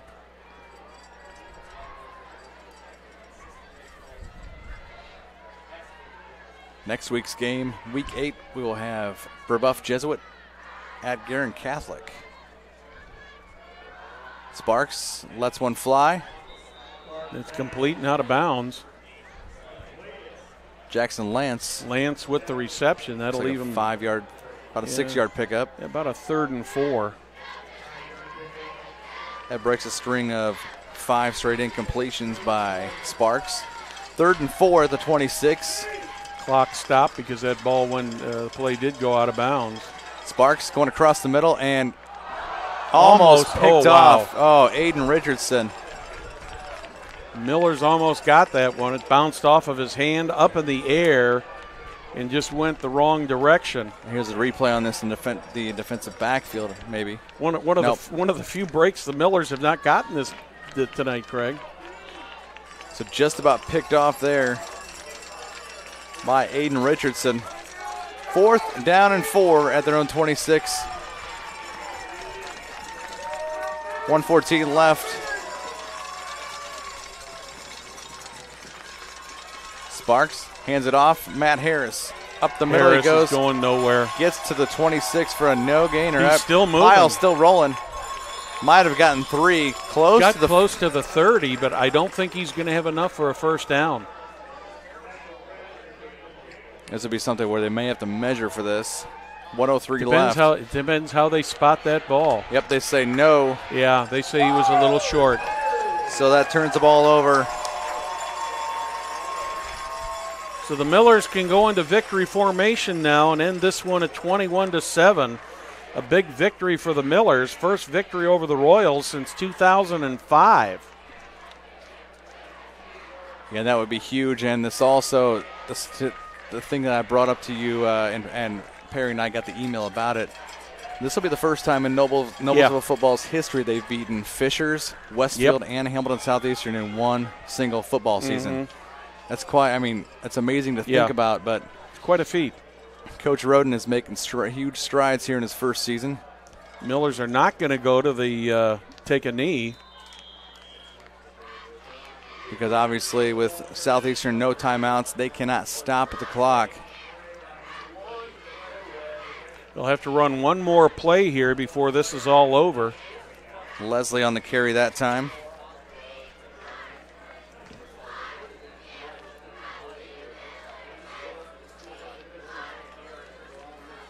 Got to give the Millers credit tonight, Craig. They have been hitting on all 8 cylinders all night long from the beginning of this game.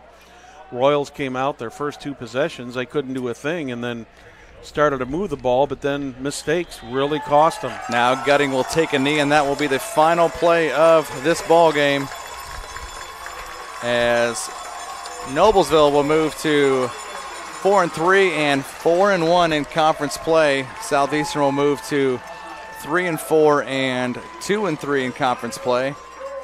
Final score here at B. Rowe Materials Field: Noblesville 21, Hamilton Southeastern 7. The only thing you can say about this game, Craig, is the Millers came out. They must have. They obviously had a great game plan. They executed well. The Royals gave it a shot, but they just couldn't overcome some of the errors and mistakes that haunted them. They had some very costly penalties. They had some costly turnovers, a missed touchdown opportunity, a blocked punt. And when you give a team like the Noblesville Millers, or you give any team those kind of opportunities, that is most definitely going to hurt everybody. So your final thoughts? Yeah, we kept saying it throughout the game, and basically, the second half, we hit it on the head. Noblesville found opportunities, took advantage, and what we see on the scoreboard and what happened tonight was the result of it. And on all 3 facets, offense, defense, and special teams, they were able to get it done. And congratulations to Noblesville on a hard-fought win. And Southeastern, they just could not get drives completely going except for that one time in the fourth quarter. Yeah, the Millers take on, is it Brownsburg next week, and then they'll host Avon in week 9. Yeah, and then the Royals are on the road at Franklin Central next week, and we'll be bringing you Brebeuf and Guerin next week. Somehow or another. We're not exactly sure how that's going to happen yet. But we didn't see an update on tonight. They were up at Pontiac, Notre Dame tonight. That's correct. Yeah, correct. And but don't forget, in addition to football next week, we have got sectional soccer coming up Tuesday night, Thursday night in the Girls Sectional Championship 1 week from tomorrow. If you can't get out to White River Elementary, be sure to watch it here on Hamilton County Television. We'd like to thank you for watching tonight's broadcast of IHSAA football on Hamilton County Television, presented by Logan Street Signs and Banners, celebrating 26 years in business. We'd also like to thank our other great sponsors, Noblesville Trophies, Community Health, Church, Hiddle and Antrim, Smith's Jewelers, and HCTVcalendars.com. On behalf of Perry Williams, Craig Atkins, I'm Brad Silbert saying good night from Noblesville.